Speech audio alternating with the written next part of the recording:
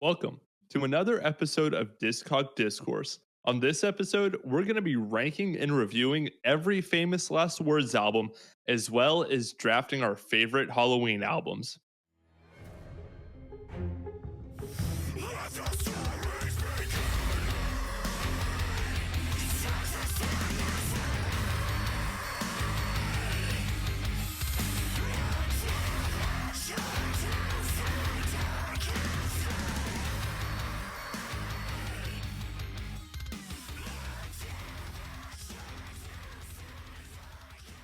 My name is Nathan, and with me, as always, are my good friends Kyle and Jeff.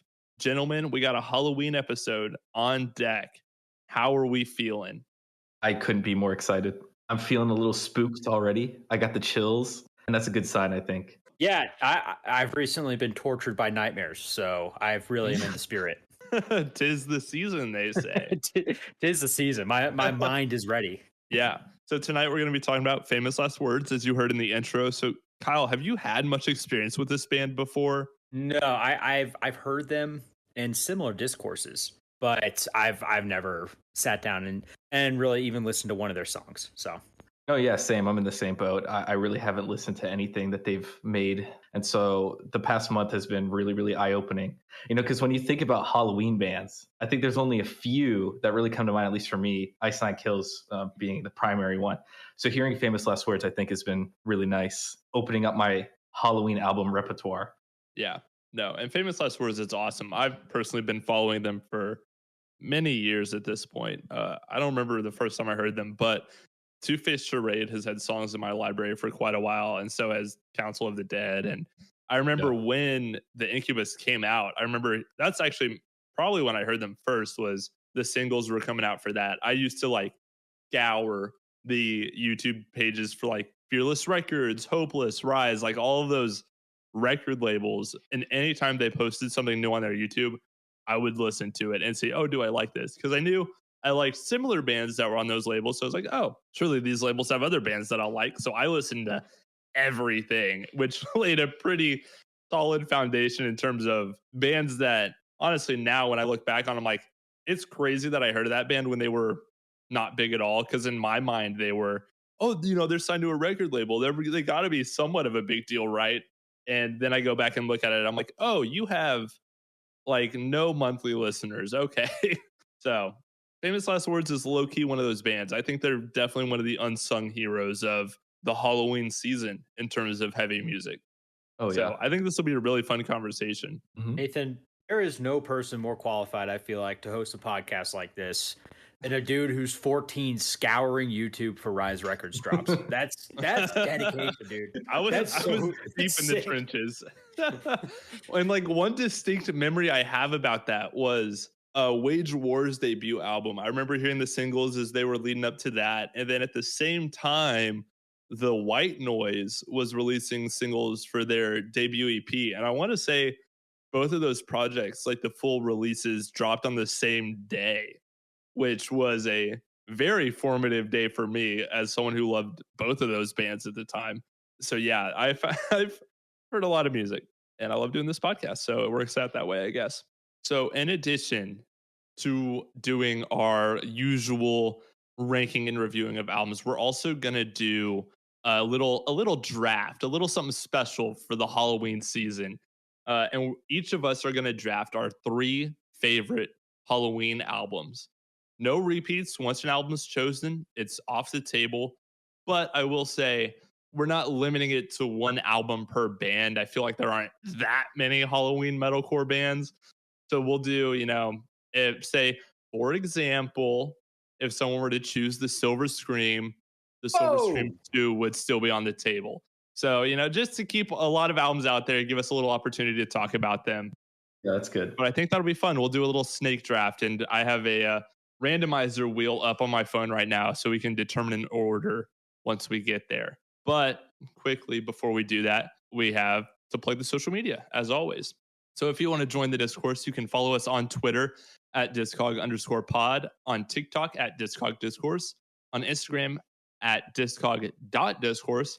And we also have a Patreon for anyone interested in supporting the show that way. You'll get bonus episodes like the one we'll be doing right after this, where we determine the consensus top 10 famous last word songs. You can vote on what bands you want us to cover when we don't have guests. And as you'll hear later, our second tier donors can read off their own rankings on the show. Also, if you could leave us a 5-star review on whatever platform you're listening on, that would help us out a lot. Be sure to comment, subscribe if you're on YouTube and all that. And of course, we have some tweets we want to shout out. So if you want to shout out on the next episode, all you got to do is quote our rankings and give us your takes. We'll choose a couple of these to read every episode. And these ones, of course, are from the last episode where we ranked and reviewed every We Came as Romans album. So this first one here is from RRV at Ricky_RRV. His rankings go: number 1, Tracing Back Roots. Number 2, Cold Like War. 3 is Understanding What We've Grown to Be. 4, To Plant a Seed. 5, Dark Bloom. And 6, We Came as Romans, the self-titled. Gentlemen, do either of y'all have any particular thoughts on that ranking? I mean, I'm just not a big Tracing Back Roots fan. And I might be in the minority when I say that, but that's my opinion.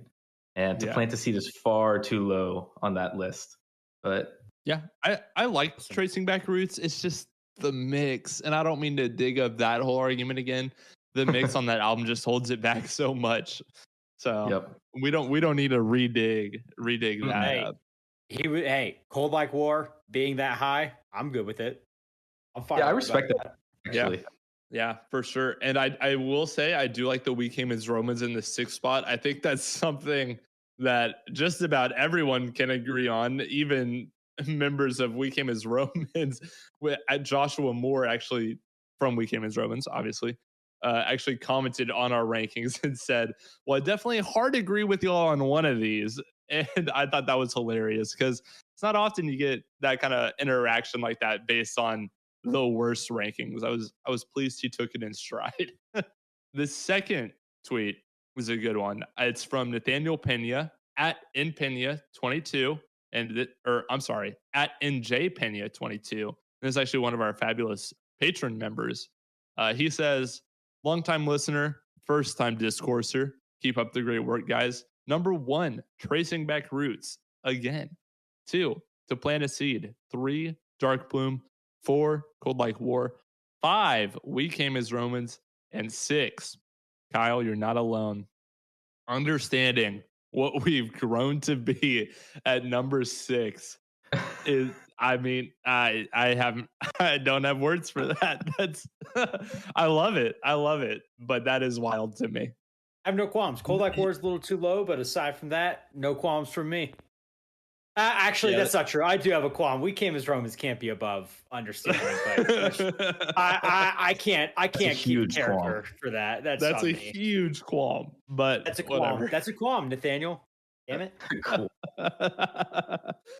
Oh, I love it. All right. Well, I think that's all the housekeeping. So we're going to go ahead and do this, and we'll do the draft first. I think that'll be a good way to warm up and let us get into the discussion on Famous Last Words a little later. Now, I will say, obviously, Famous Last Words, their albums are eligible for this draft. So if you don't want to hear any of our thoughts, any potential minor spoilers on these albums before hearing the rest of the episode, there's time codes in the description. You can jump ahead and then come back. But, guys, let's determine a draft order. All right, the first spin is going. Let's see what we get. Oh, okay.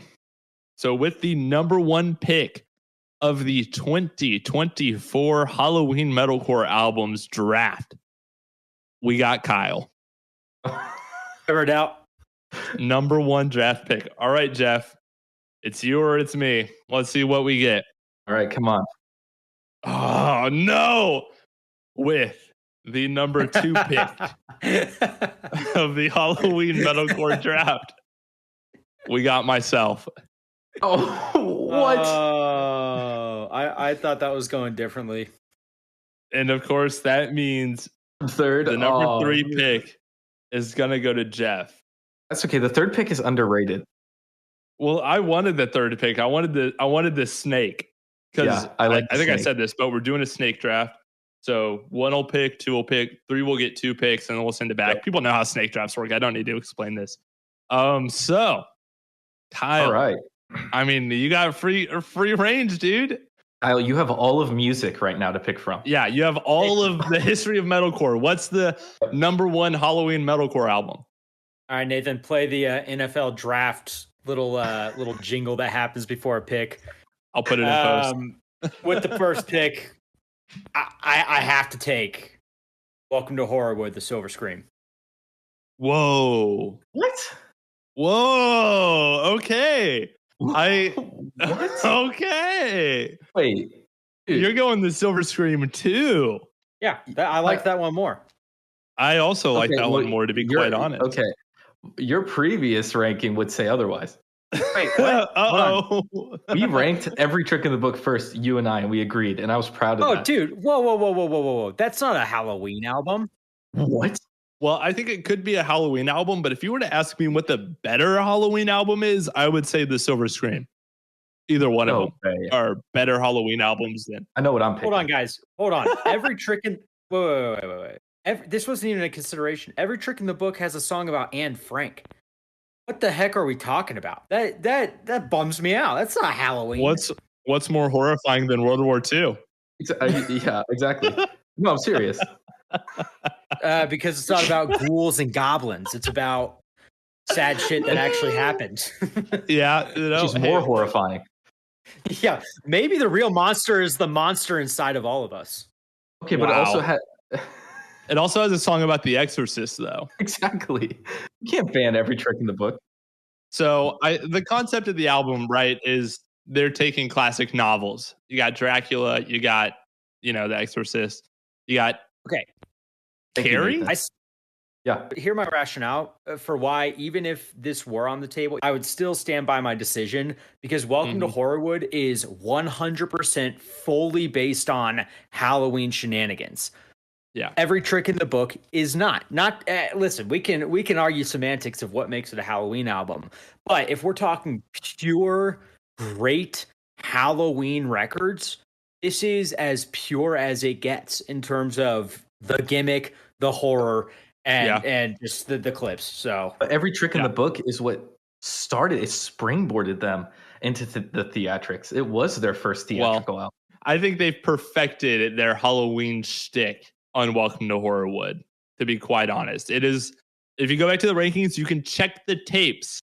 That was my number 1 IS9 Kills album. No, I agree. No, I know. So Kyle, if you didn't take it, I sure as heck was going to, because even with every trick in the book on the table, like you're saying, I think Welcome to Horrorwood is a better Halloween album than every trick in the book would be. I disagree. And this goes back to our conversation about gimmicks. It's too gimmicky. Yeah, but Jeff, picking a Halloween albums are intrinsically pretty gimmicky. So if we are labeling it a Halloween album, I'm going all in on the most Halloween. Well, okay, but then it depends on how we're using this rankings, though. Like, I'm picking like the best album with Halloween elements. It seems like you guys are picking what is the most Halloween-ish album, and that's not how I saw it. I'm picking what is the best Halloween album. Yeah, same. Okay. So which album do I prefer that has that spooky atmosphere that's perfect to play in October, all October long? You know what the best part about this is? We don't have to agree. This is a draft. And actually, this works pretty well in my favor. With my number 1 pick, I'm going the Silver Scream 1. Yeah. No, you have to.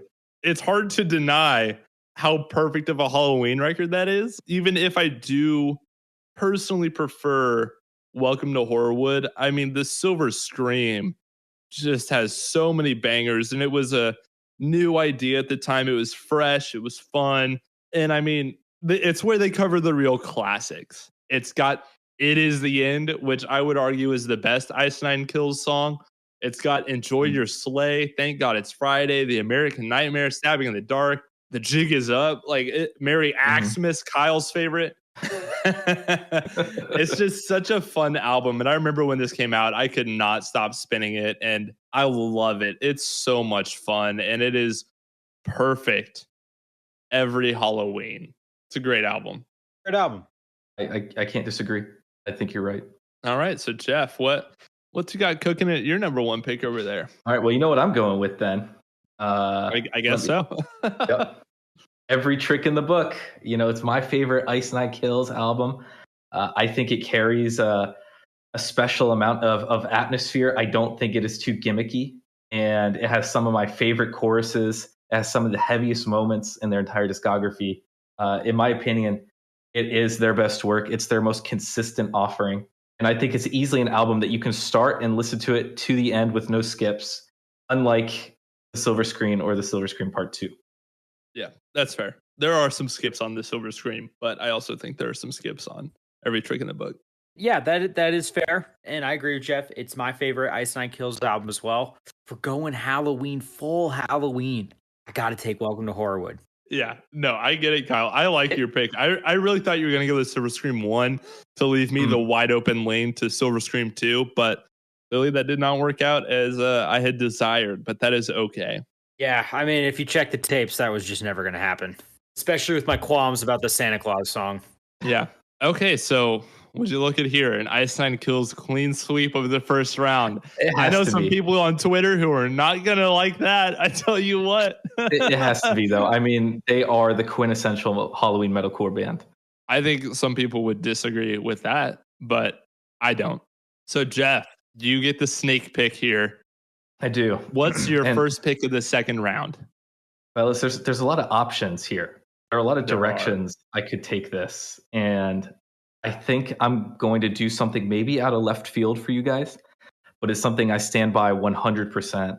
With my second pick, I'm going with The Devil Wears Prada Zombie EP.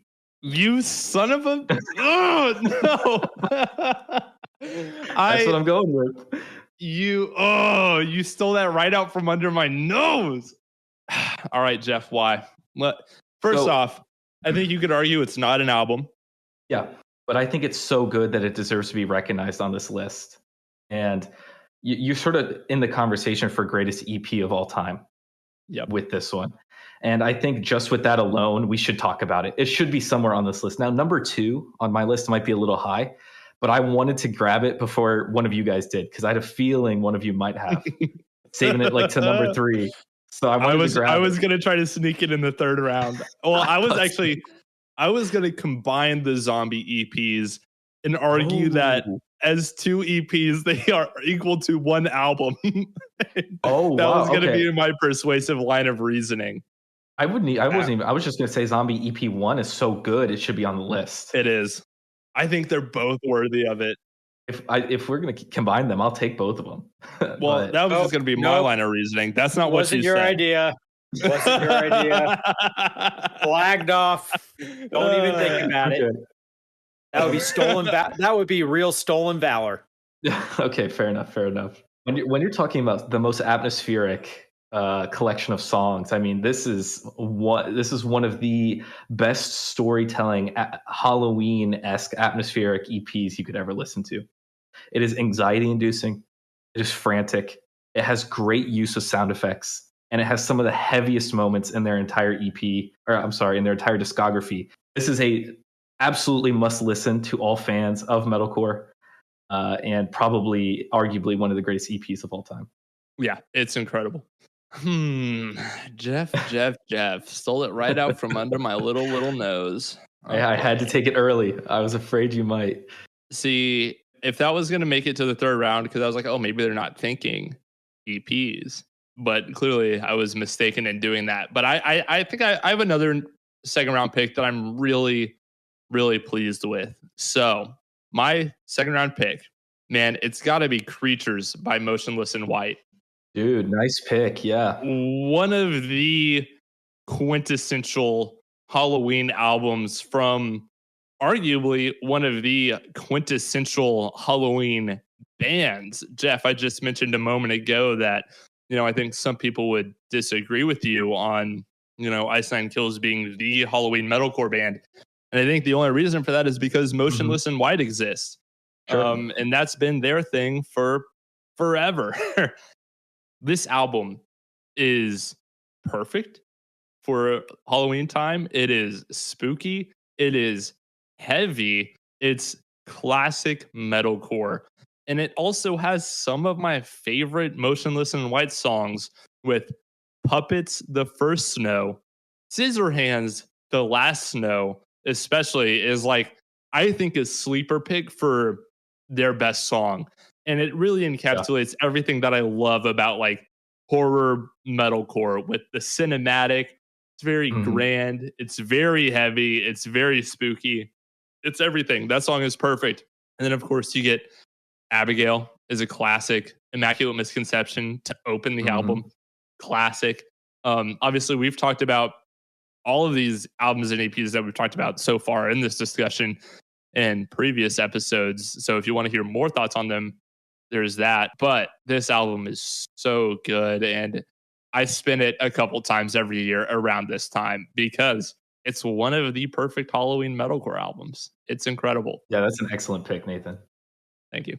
I thought about taking it round one because it is such a classic, but I thought I might be able to get away with waiting for the second round, and it paid off. Yeah, that was a good gamble. It was well worth it. Kyle, what do you got? Gentlemen, this might come with some critical backlash. Okay. But Nathan, I know your feelings. I believe I know your feelings on this artist, but my second round pick is in. Got to be Hellbilly by Rob Zombie. Okay. We're straying a little bit from metalcore, but I like it. I'd love to hear an explanation. Listen, boys. Listen, boy. I got to admit, man, Rob Zombie was not on my list. Not on my list. I can't lie. That might have been a third round pick, but guys, was not on my radar. We're talking about an album that pretty much invented the horror genre. Okay, that's a bold claim. That was a pretty bold claim. It came out in 1998.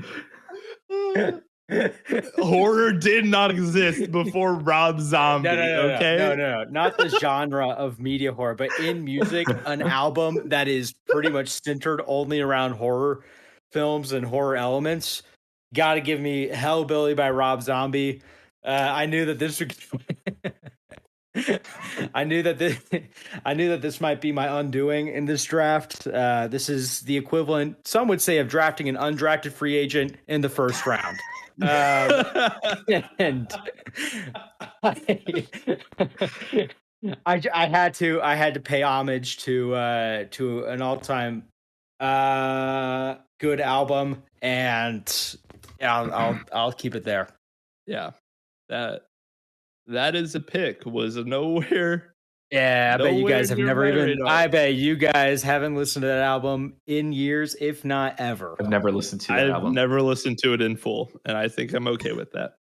Hey, dude, listen, you can't deny Dragula. Excellent song. That is a classic, and Motionless in White actually covered it at one point. Yeah, see, they're paying homage to a goat. They said we're gonna base our horror. We're gonna base our horror persona off of this one album by Robert Zombie. Robert. Oh man. I know we'd have fun with that one. Honestly, wasn't even sure. It's at the bottom of my list. Wasn't sure if I was going to pull it out. Decided now was the right time. Not bottom as in that I enjoy it, just on the list of things. All right, so Kyle, after that decision, you have another pick.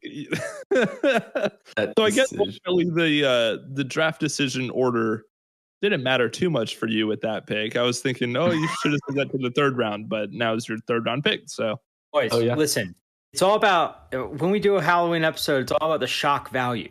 That's true. Shock horror. That was good. I was jump scared by that. The Rob Zombie jump scare got me. I was jump scared.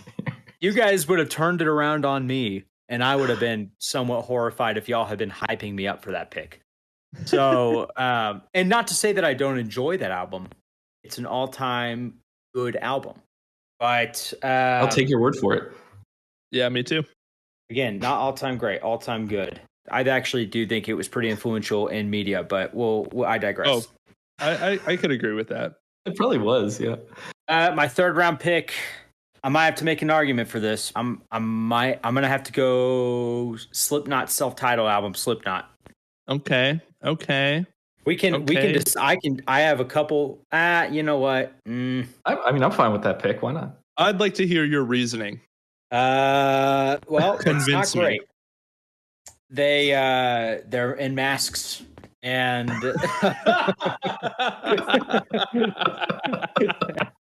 it's about it, dude. Yeah. All right. I love that. No. I love this argument. They are in Halloween masks, which I would argue is no one had just done it before. Well, I was not making a positive argument. I was going to say the Slipknot masks are just as gimmicky as an Ice Nine Kills horror shtick, but nobody treats Slipknot the same way as they treat Ice Nine Kills. They say, "Oh, Ice Nine Kills is so corny and lame," but Slipknot's mask shtick is just as lame, and I'm tired of sitting around and pretending that it's not. I think that's because you know why? Ice Nine Kills, their shtick has more depth than the Slipknot masks do. You take the mask off of Slipknot, same band, nothing changes. Nothing changes but their appearance. It's the same songs. No deeper thought was put into it.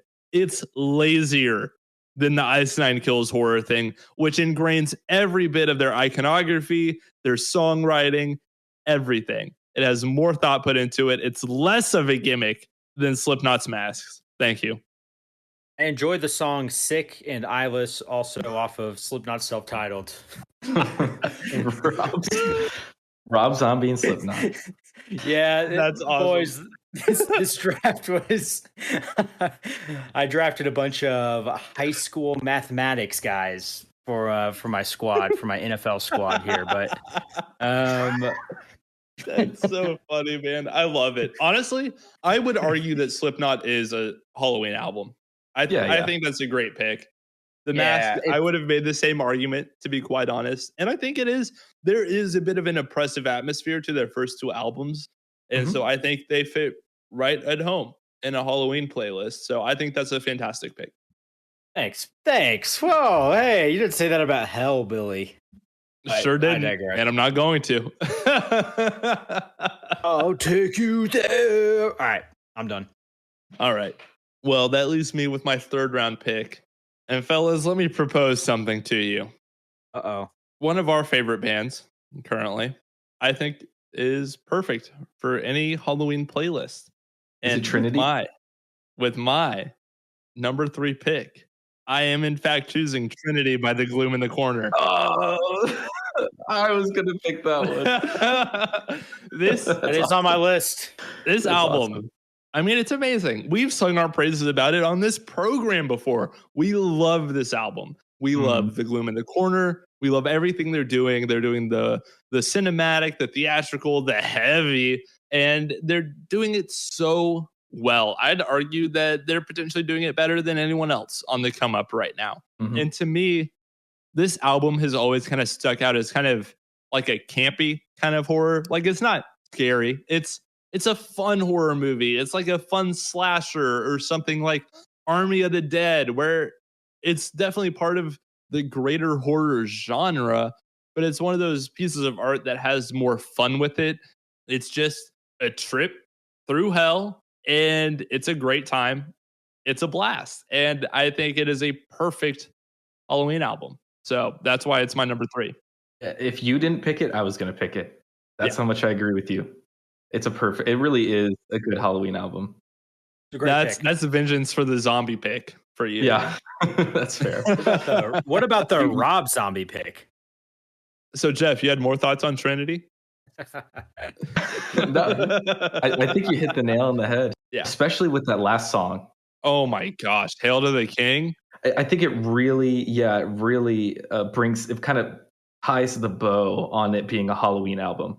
How dark and almost scary that song is. It gets pretty heavy. Yeah, so I couldn't agree more. I definitely think it deserves to be on this list. Yeah, it's such a good blast. Pick, Nathan. Thank you.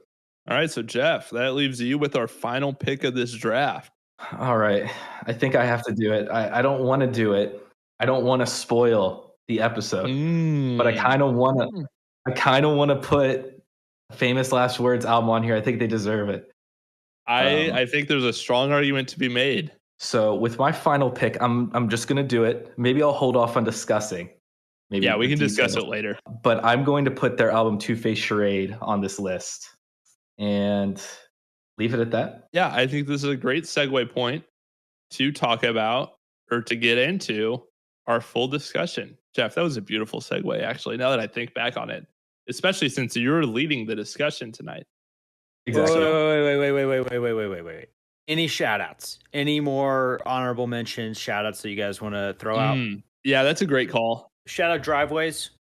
Yeah. Yep. Most people don't like them that much, but I listen to them only in October, and it gets me going. I like that they're a guilty pleasure band, even though I think they're excellent. Yeah. On my list of bands, they have such a small following now because they haven't been active in years. I think probably since like 2012 was their last album. But it's a little kind of scene core band called That's Outrageous. They have 2 albums. One of them is called Teenage Scream. The other one's called Psycho. And I was heavily considering both of them. And it's reminiscent of early Famous Last Words, kind of like The Poison, especially. They have a lot of electronic elements. I would say more than Famous Last Words does. And there are some elements that have not aged particularly well, but they have a handful of songs that are awesome. I think the one to check out if you've never heard of this band is the New York Chainsaw Massacre and the New York Chainsaw Massacre Part 2. Those songs are awesome and kind of encapsulate the best parts of their sound. So if you check those out and you like them, maybe check out the rest of the album. I was heavily considering them for this draft. So I'll leave it at that. Jeff, did you have anyone that didn't make the cut that you considered? I don't know if I had a band. A Little Piece of Heaven by Avenged Sevenfold is very Halloween-esque to me. Yeah. And I was considering thinking about Avenged Sevenfold. I don't know if any of their albums are necessarily super Halloween-ish. Yeah. But if we extended this to like 5, 10, I think I probably would have snuck one of their albums on here. I think I probably would have tried to sneak Nightmare on because I think that's the easiest one to argue is or could be a Halloween album with, Nightmare especially. So I think if we did a longer draft, it probably would have gotten to a point where it'd been like, yeah, I could see arguments for Avenged Sevenfold. But I think as the list currently stands, it's short enough that we could stick with more properly spooky bands. I agree. But that was my only thought. I think we hit most of the big ones. I think so. I'm very pleased with mine.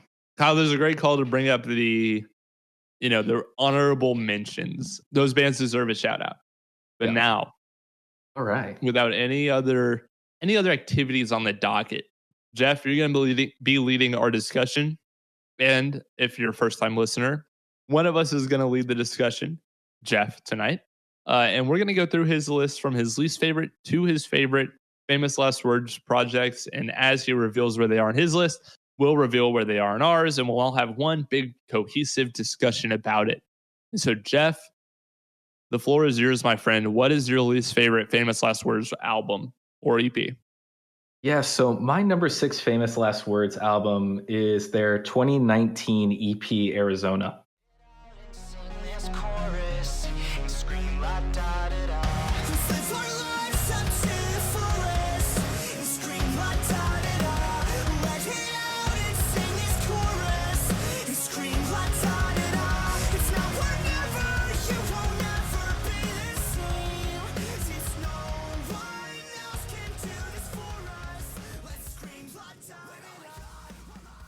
Yeah.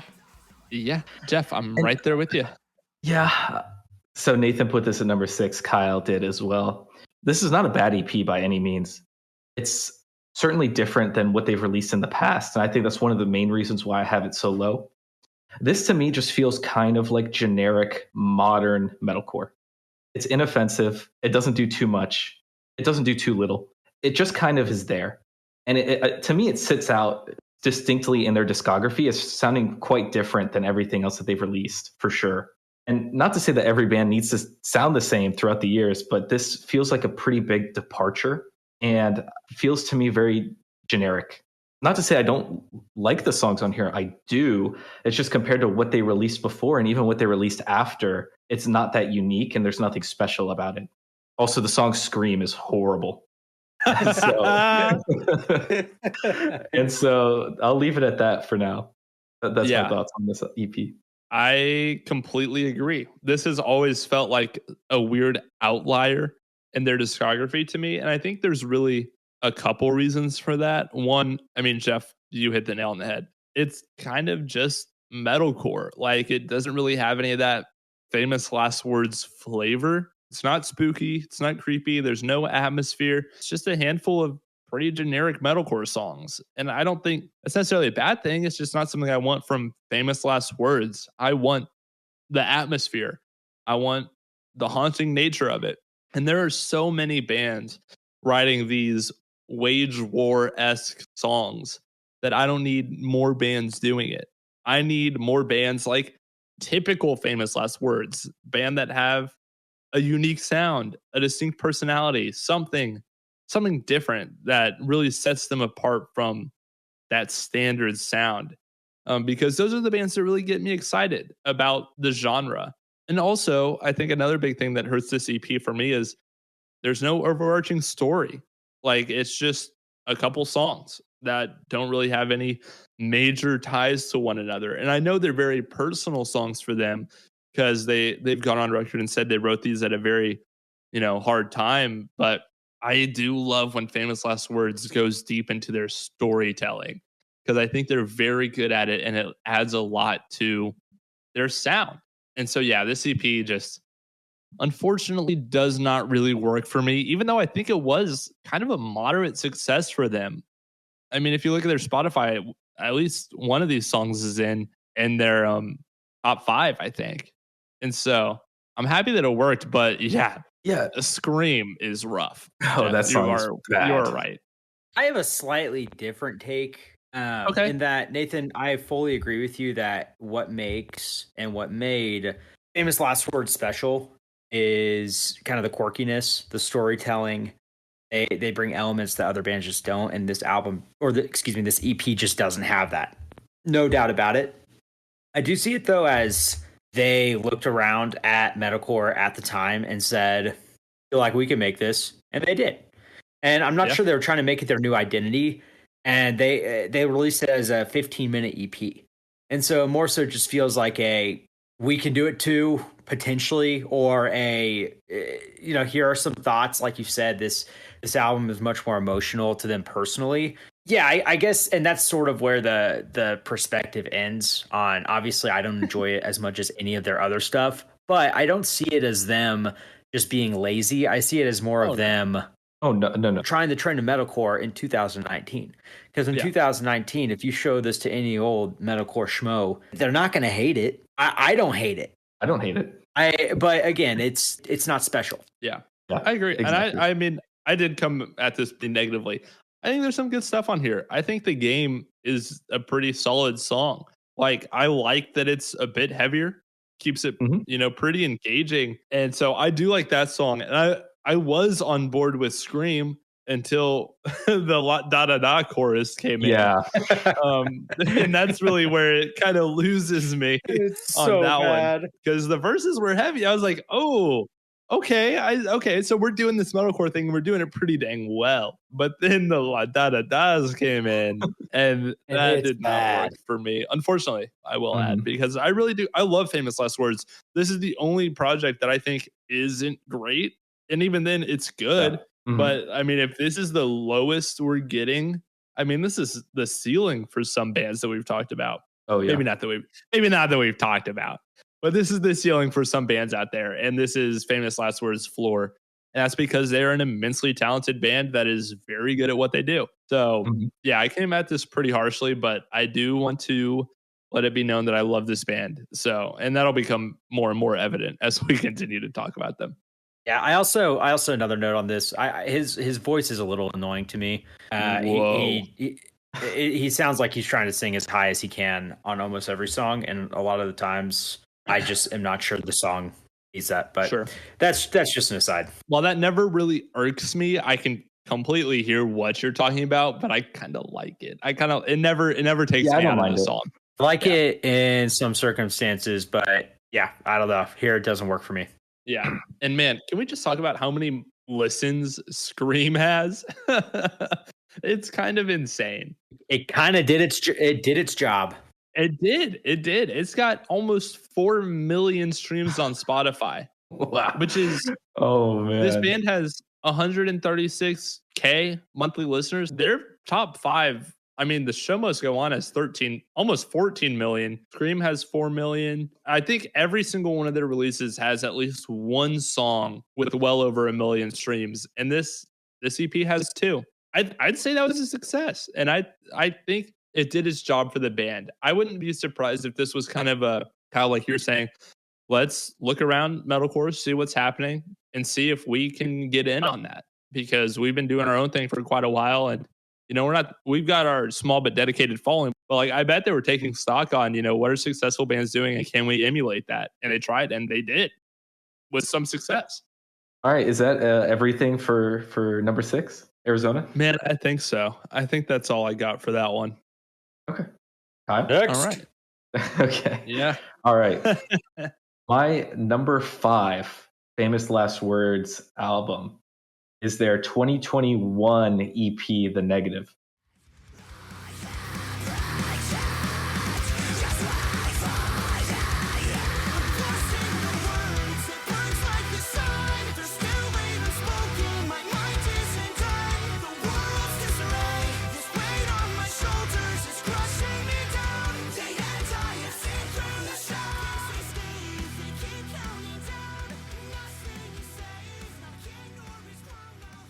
I saw this coming, and I think this will be my controversial take of the episode.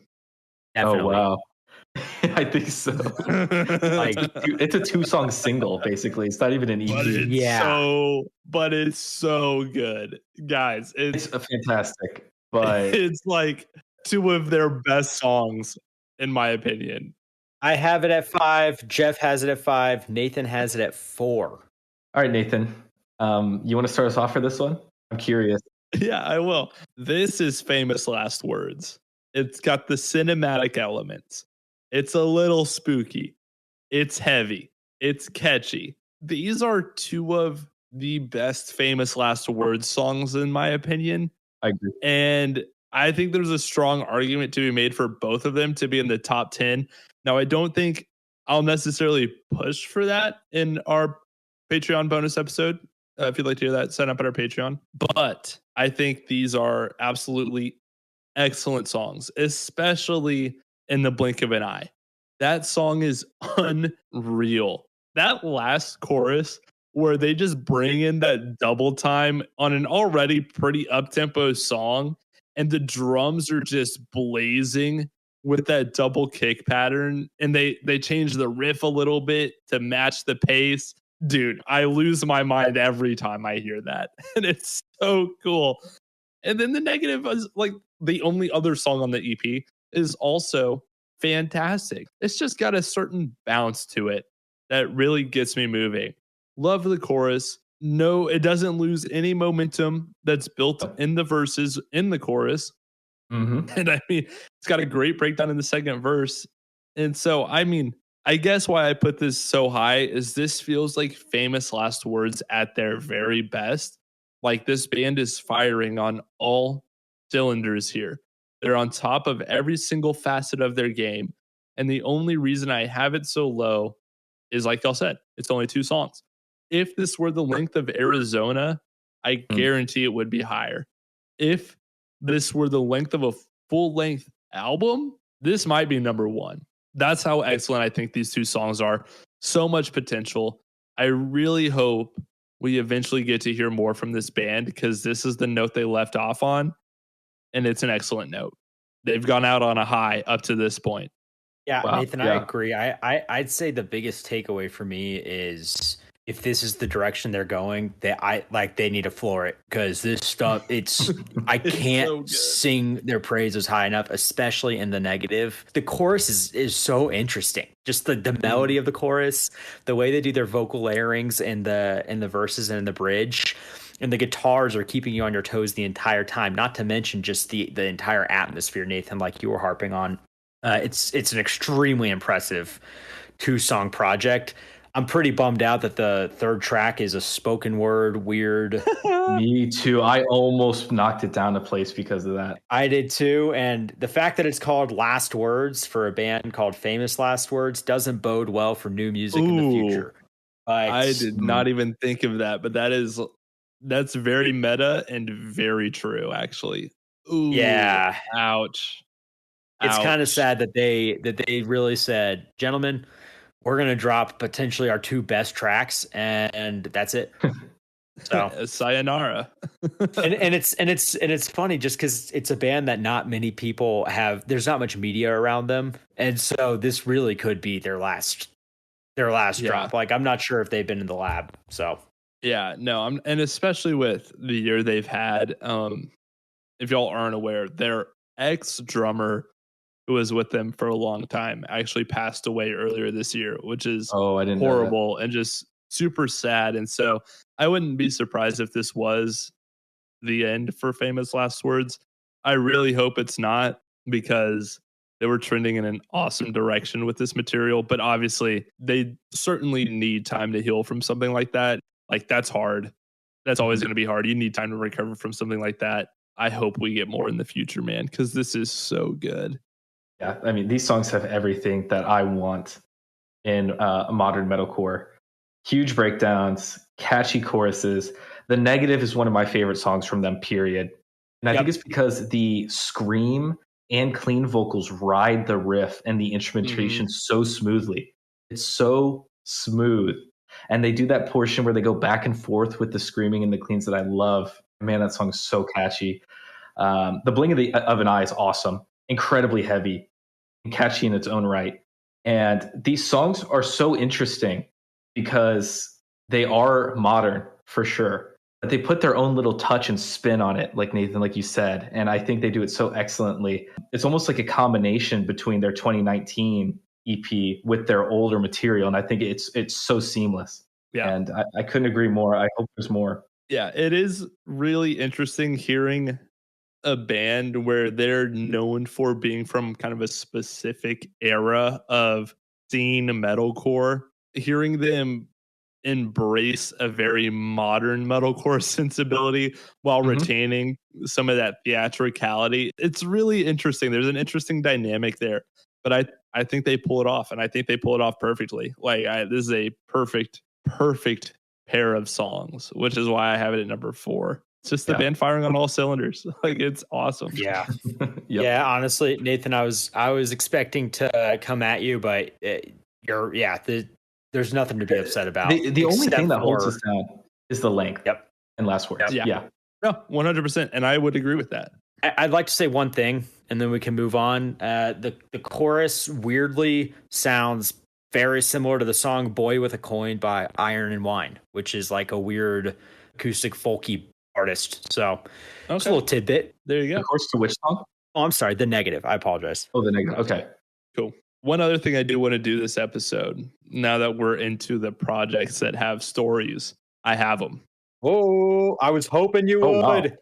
So on our Patreon, I think it was Josh Pellet. He said, since we're doing Famous Last Words, we should not only rank the albums, but rank their stories as well. And I think that's a great idea. I love that idea. I didn't know that this EP had a story, by the way. It does, which is another thing that plays to its favor. So the story time for The Negative. Surprisingly in depth for it being only 2 songs. This EP follows a photographer who feels his purpose in life is to capture what he calls moments of truth, which are completely unfiltered, unedited, natural moments. And he thinks it's important to capture these moments to preserve them so people can remember what real life looked like among a world of increasing inauthenticity. When developing his images one day, he sees a vision of a parallel universe colliding with his own. And this is in one of the photo negatives, hence the name, the negative. And this is actually the name he also gives the other universe. He calls it the negative. He doesn't know when or what is going to happen exactly, but he knows it's going to be soon and he knows it's going to be catastrophic. So he begins to wildly speculate on all the horrifying possibilities. He refuses to tell anyone out of fear that the world will think he's gone mad. Then, towards the end of this EP, it happens. You can hear it, I think, towards the end of his monologue. So that's the story on this EP. Very in depth. That's bonkers. Awesome concept. Wow. And so I think we'll rank them at the end.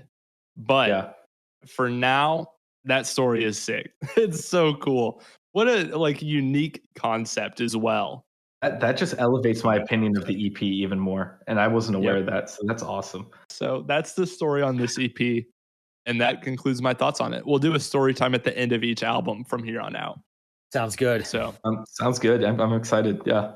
Jeff, you got a number 4, big fella. All right. So this is going to be controversial. But this is how I truly feel.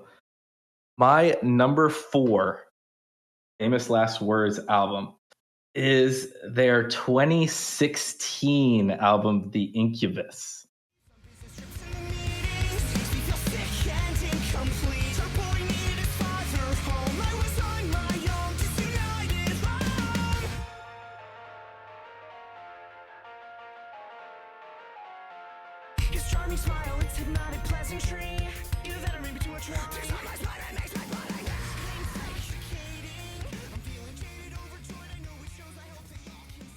Jeff?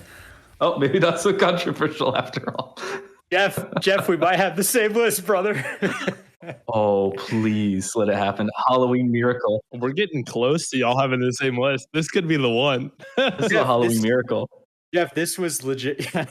Halloween Miracle. This was my hot take. I messaged you guys. Oh, really? Okay. I feel like this is going to get some finger wags. Okay, so I put this at number 4. So did Kyle. Nathan put it at number 3. And this album is very interesting for many reasons. I'll put it to you like this. This album at times to me feels more like they focused on the story rather than they focused on the music itself. Sorry, I'm laughing because that's literally the first note I have. But okay. I think we're gonna have different perspectives on it based on the way you framed this. Oh, but you like that. I think it's really good. No, I think the story is fantastic, and I could follow the story all the way through. At some points, I found myself getting immersed in the story and really caring about the characters and the performances that they put on. But at other times, I don't know, I just felt bored. Oof. Is that weird? There were times in this album, especially in the middle, where I just felt like, why is this song here? You know, there's not much happening in the story. The song itself isn't really hitting in any meaningful way. I'm not really sure what I'm supposed to take away from this song. Bury My Burdens is an example. And the ballad, How the Mighty Mock the Weak, is also another example, where the songs, I felt like they were more interested in putting these songs in for the sake of the story rather than the songs themselves. I don't want to make this only a negative. So let me say the positives about this album real quick. This album is very unique. I think it starts off incredibly strong with Trophy Wife and Pretty in Porcelain. I think those songs are fantastic. Great. Then I feel weaker as you go on, and then it kind of rebounds by the end. The highlight song in this album for me is The Judged. That song is so cool. So good. Where the opposing counsel is the screaming vocals and the clean vocals is the main character here. I think that's a really interesting concept for a song, and I think that's really, really interesting. And the song itself is just quite good.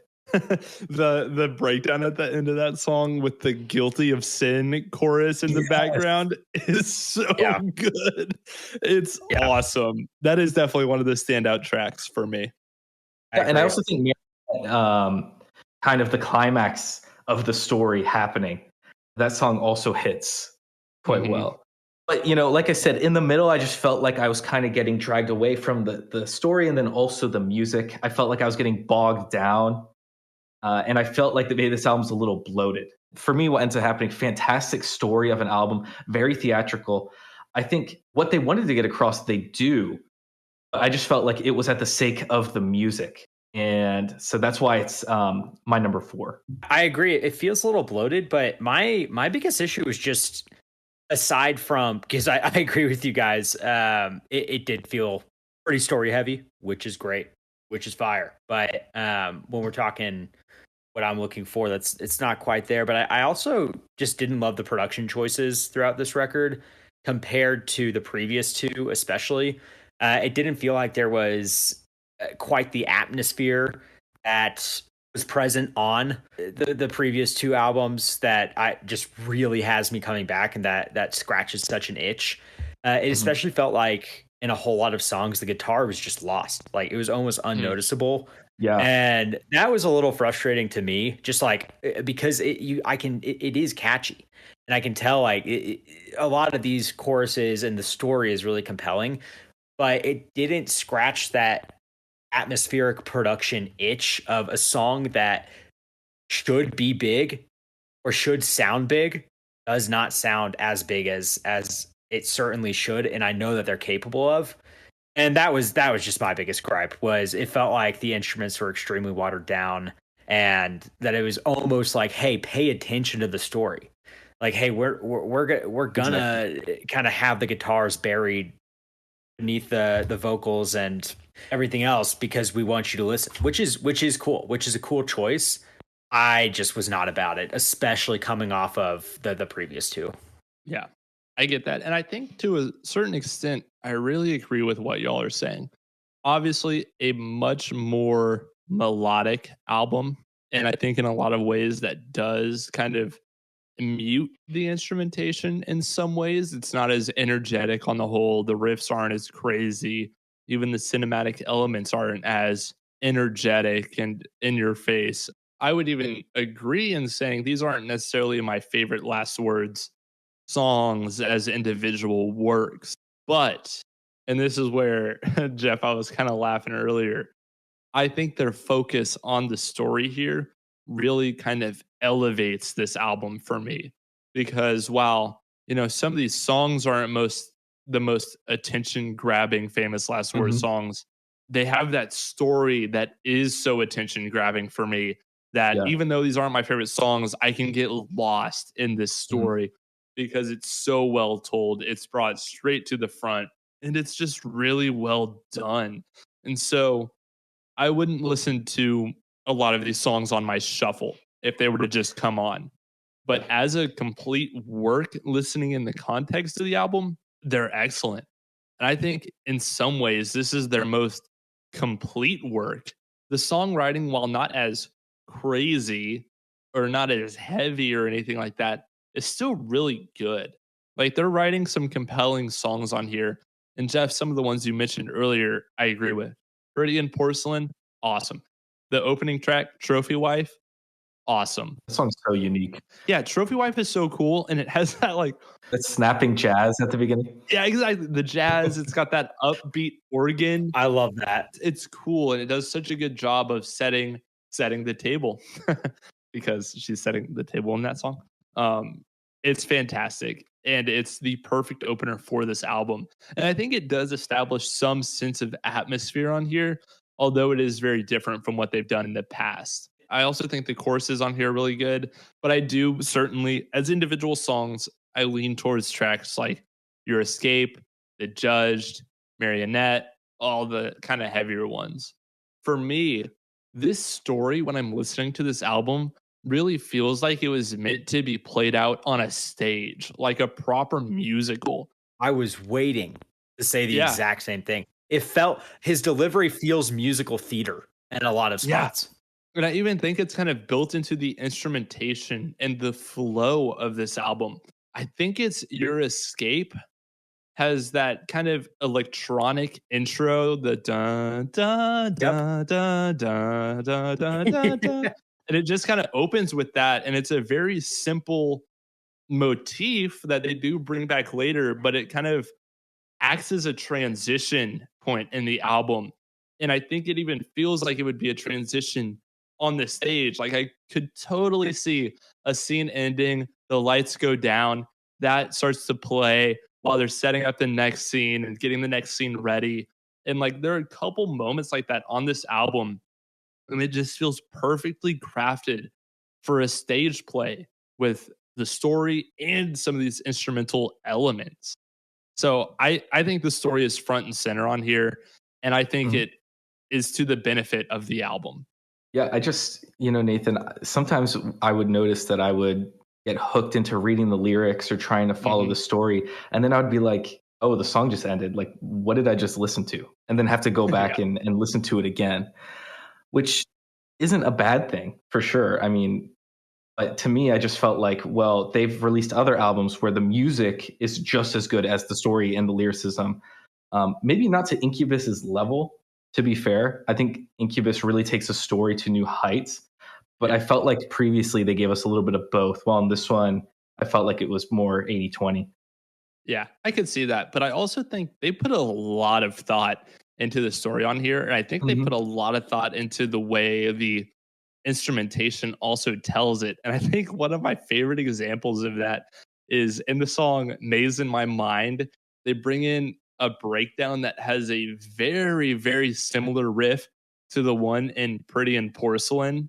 I think this is intentional. I think it's so clever because both of these songs take place in the same kind of nightmare realm from the main character's perspective. And Maze in My Mind is the first time since Pretty in Porcelain that we as the listener are taken there.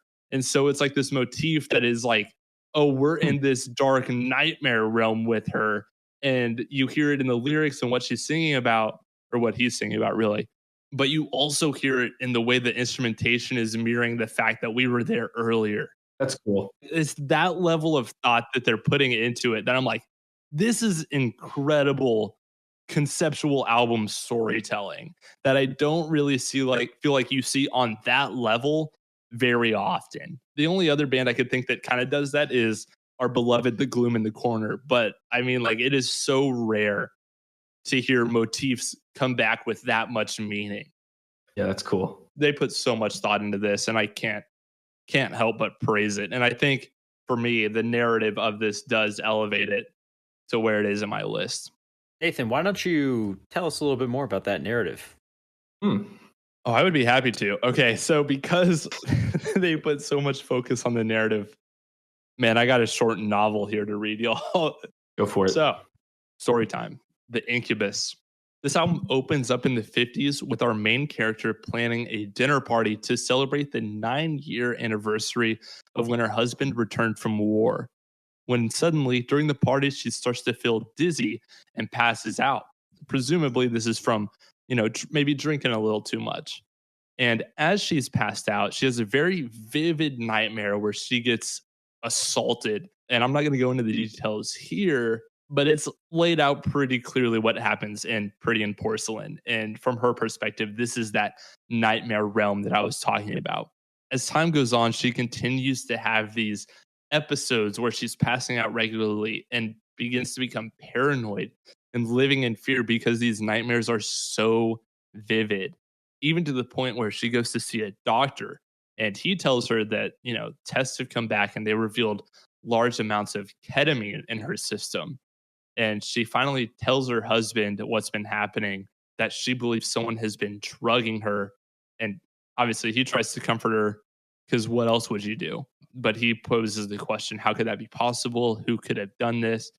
And then one day, while her husband is out, her curiosity and paranoia gets the best of her, and she decides to go take a look in his shed in the backyard to see what he's got going on in there. And in the shed, she finds his war chest, which she decides to open up.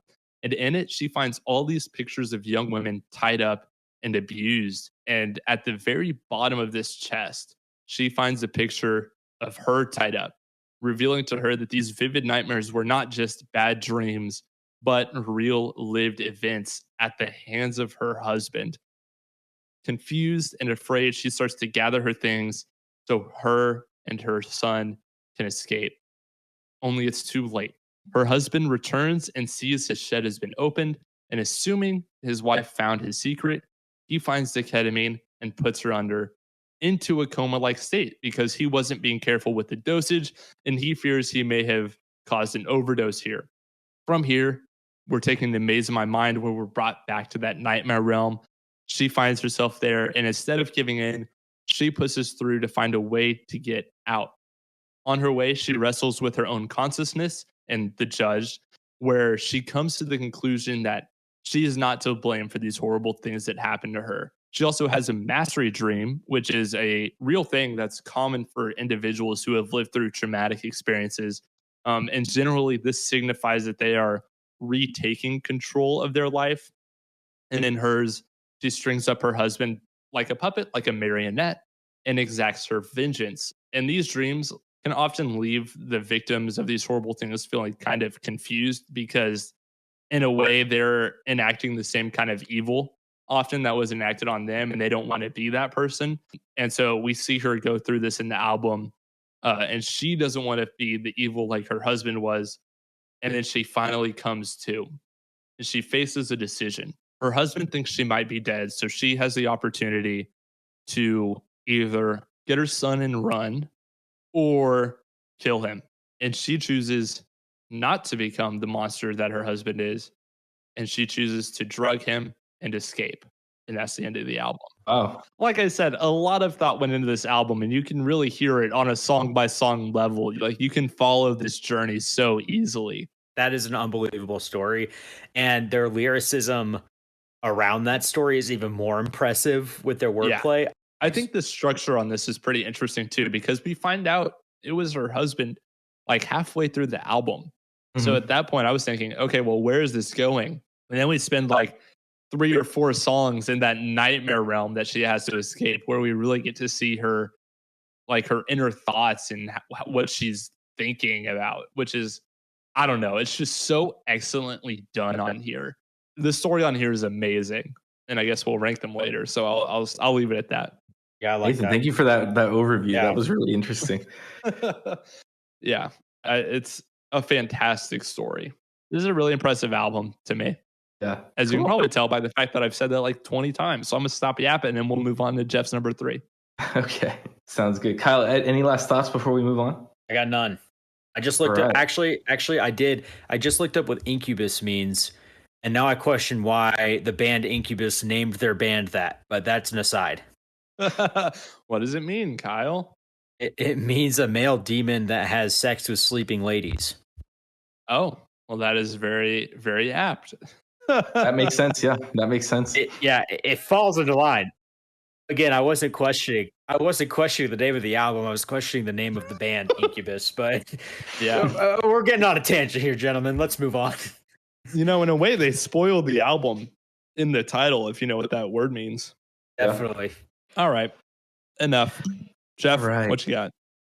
My number 3 Famous Last Words album is their 2012 album, Pick Your Poison.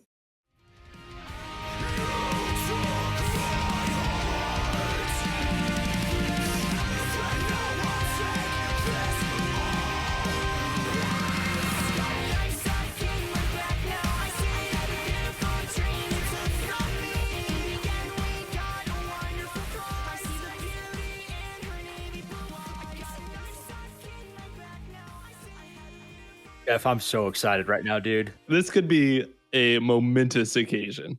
This is historic. I mean, This could be it. This could be the one. I think it's gonna be. I think it could be too. Nathan's got it at 5. I've got it at 3. Womp. Jeff also has it at 3, and Jeff, I'm not a betting man, but if I was, we might have the same list. I hope so. I love that this was my introduction to this band, partially because it does have that old kind of early or like late 2000s, early 2010s feel, metalcore feel. Oh yeah. But it also made me very aware of what I can only describe as the haunt effect. And I've heard it before, but I've never heard it throughout an album. If you don't know what I mean, do you guys know what I mean? It's the type of effect. It's the type of synth that they have where it sounds, it sounds like a ghost that's haunting. where Okay. and they'll implement some choir in there. I'm just gonna use it as an abstract at this point because it's not landing. I love it. I love it. But I love that this album is pretty unapologetically of the time, and they leaned full into the synth. They leaned full into the production effects that they did, just kind of having the ginormous atmosphere. And I thought that they did an excellent job of writing the songs and the song structures. Nathan, I understand why you don't like it, and it's probably because of the synth. But I think they harnessed it and used it really well, starting with Labyrinth, which I consider to be one of their best songs. Me too. Yeah, I'll Get You Next Time, Gadget. The haunt effect is on full in that song. It shifts into like a synth dance song. The entire mood of the song shifts. I love that. I loved that. I couldn't get enough of that. And they made decisions and took risks like that throughout this record, which I loved. Kind of the back and forth between the really heavy parts and the clean parts. Guys, I have never downloaded an interlude. Never done it. I would consider this interlude a 7 out of 10. And most interludes, I just put a note that says interlude. It's so good. Yeah, and I don't know why. Famous Last Words interlude game is very strong. And it's not just on this project, but their interludes are almost always awesome. Yeah, last thing I'll say, because again, I think there are a few misses on here, very few misses, just from a element standpoint. I don't love the outro. Yeah, I don't either. It doesn't really do it for me. But again, the rest of the songs on the album leading up to it are great, including Snowmageddon. So good. And then one of my favorite moments on the entire discography, Nice Sweater Bitch from This Isn't Blackmail, This Is War. Yes. It's almost goofy at times, but I just think that they wrangle it in so well. And it's I did not think I would be listening to this album as much as I ended up doing. Yeah.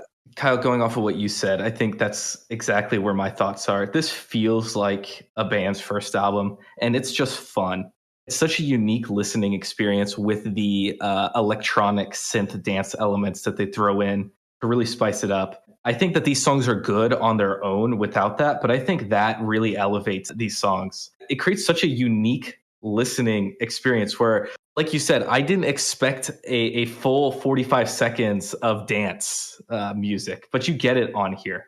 And I feel like that's an element that you'd only find in like a band's first album, where they're really just kind of throwing everything to the wall, trying different things, having fun. You end up with a really tight package of an album that I don't think has any skips, including the interlude. And the reason why I put this above the Incubus is because I feel like the Incubus does have some of those skips. Nathan, kind of like what you were saying, I wouldn't listen to a lot of the Incubus songs on their own. But I think this album, you take any of these songs and listen to them on their own, and you'd have a really good time. Because this album, to me, doesn't feel like it takes itself too seriously. It's fun, but it also has heavy, heavy moments. Yeah, like on This Isn't Blackmail, This Is War.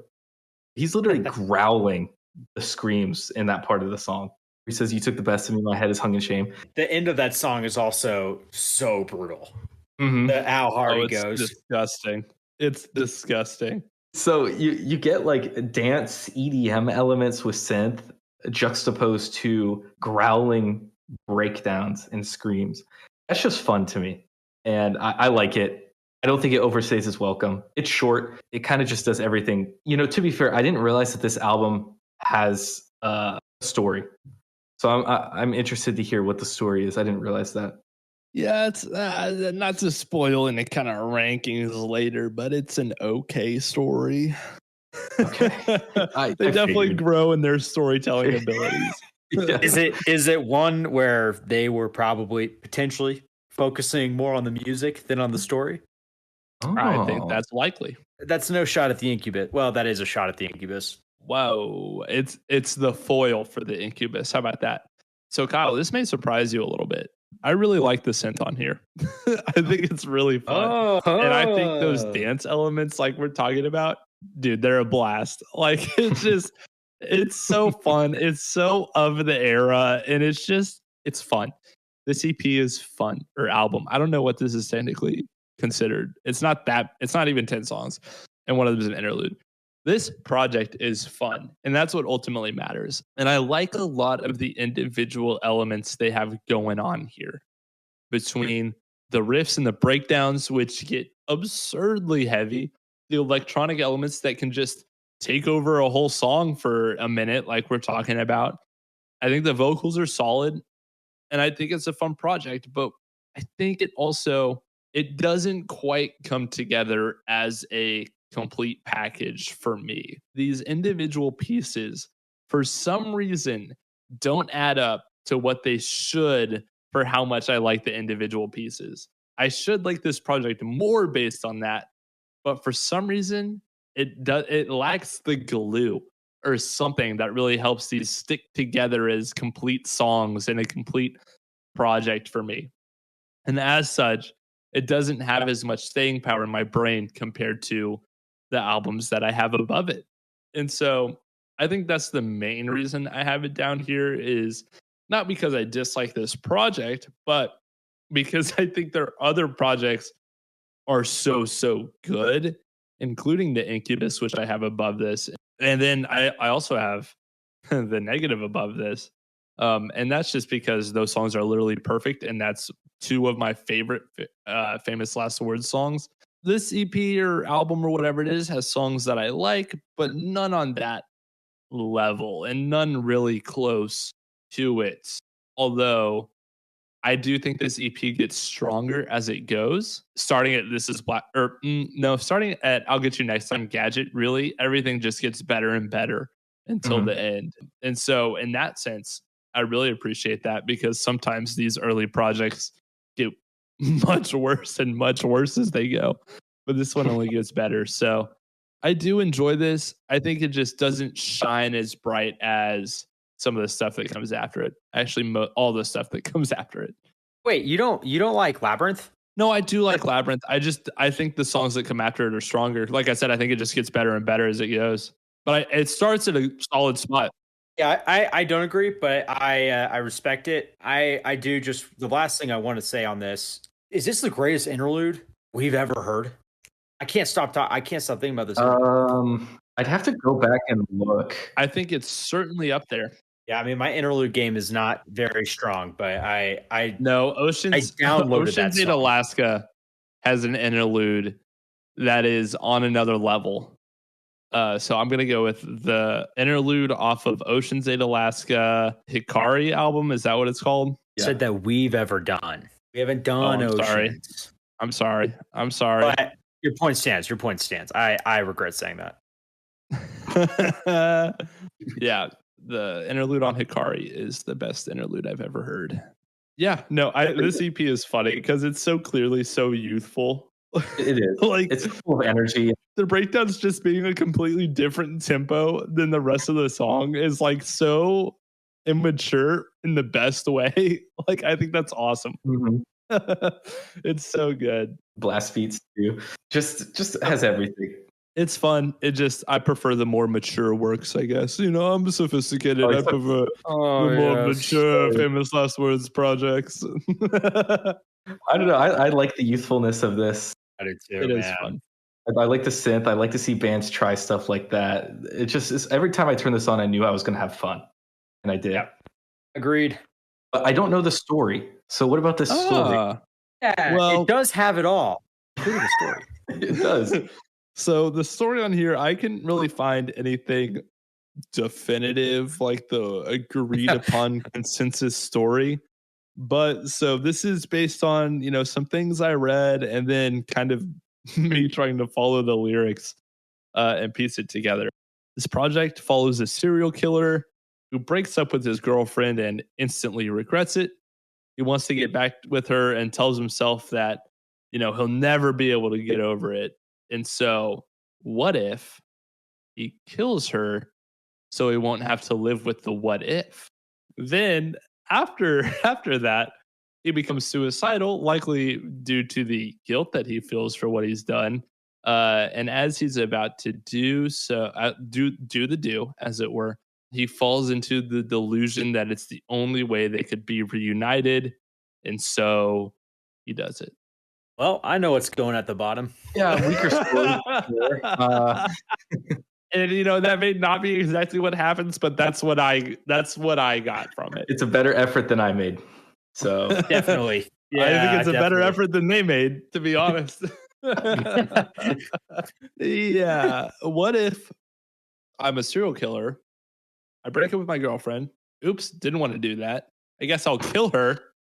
So I don't have to question if I made the right decision or not. Because obviously I couldn't just get back with her.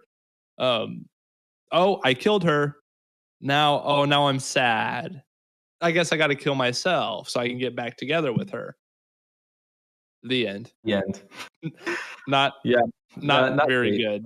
That's okay. But I would love if my interpretation was just way off the mark and someone in the comments was like, actually, you're an idiot and this is what happens and it's much better.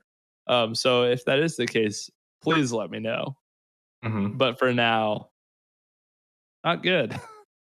Yeah, I think the only people or person that would let you know is the author of this record. So JT, hit us up. JT, hit us up, brother. Hit up the Patreon, bro.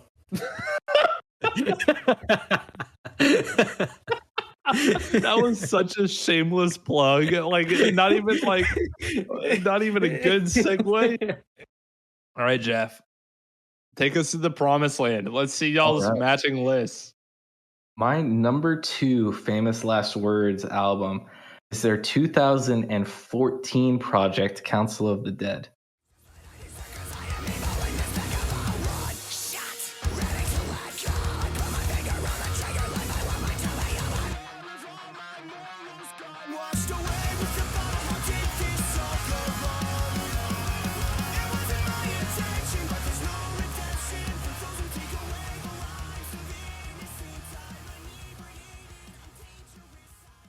We did it.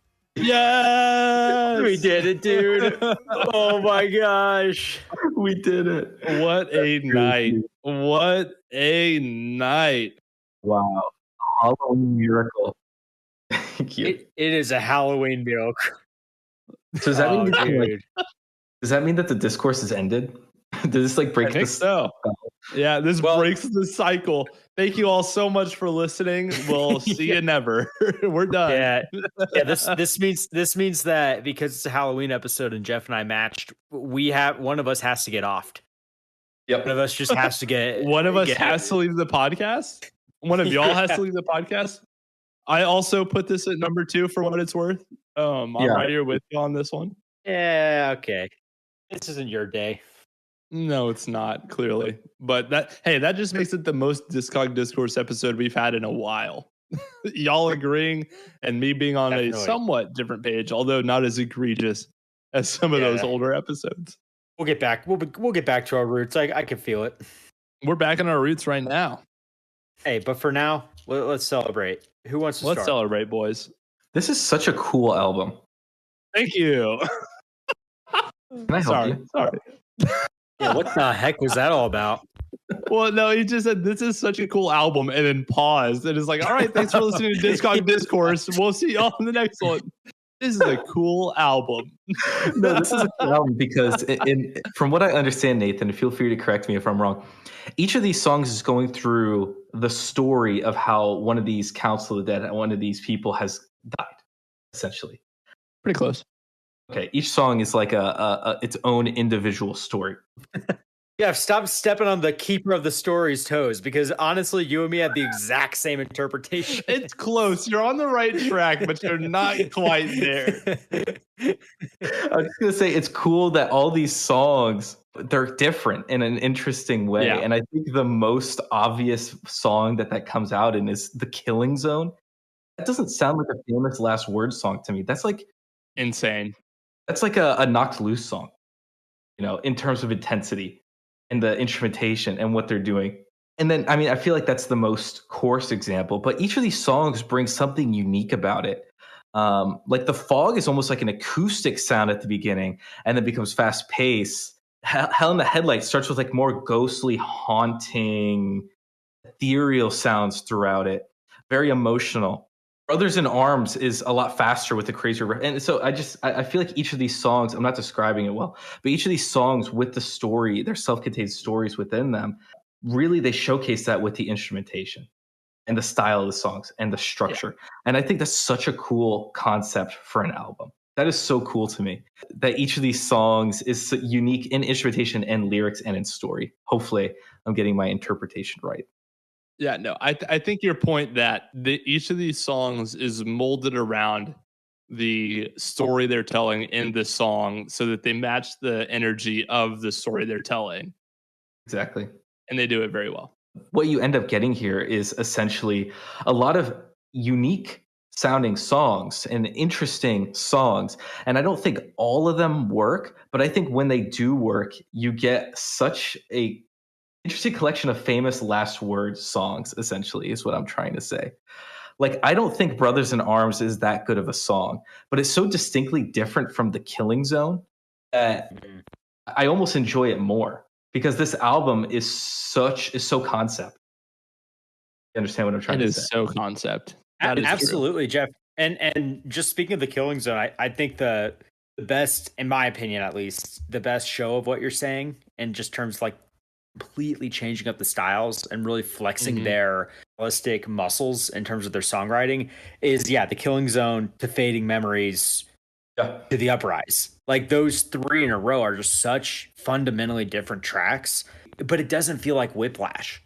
Like we'll see on other albums where bands will make a stylistic choice for an entire song that completely goes against the grain, and it doesn't end up working, which is why it's just so impressive that they found a way to make it work on this record, because that's always my biggest gripe, is when bands try to do too much or do something really unique song to song, and it ends up just sounding jumbled and my neck hurts after listening to it.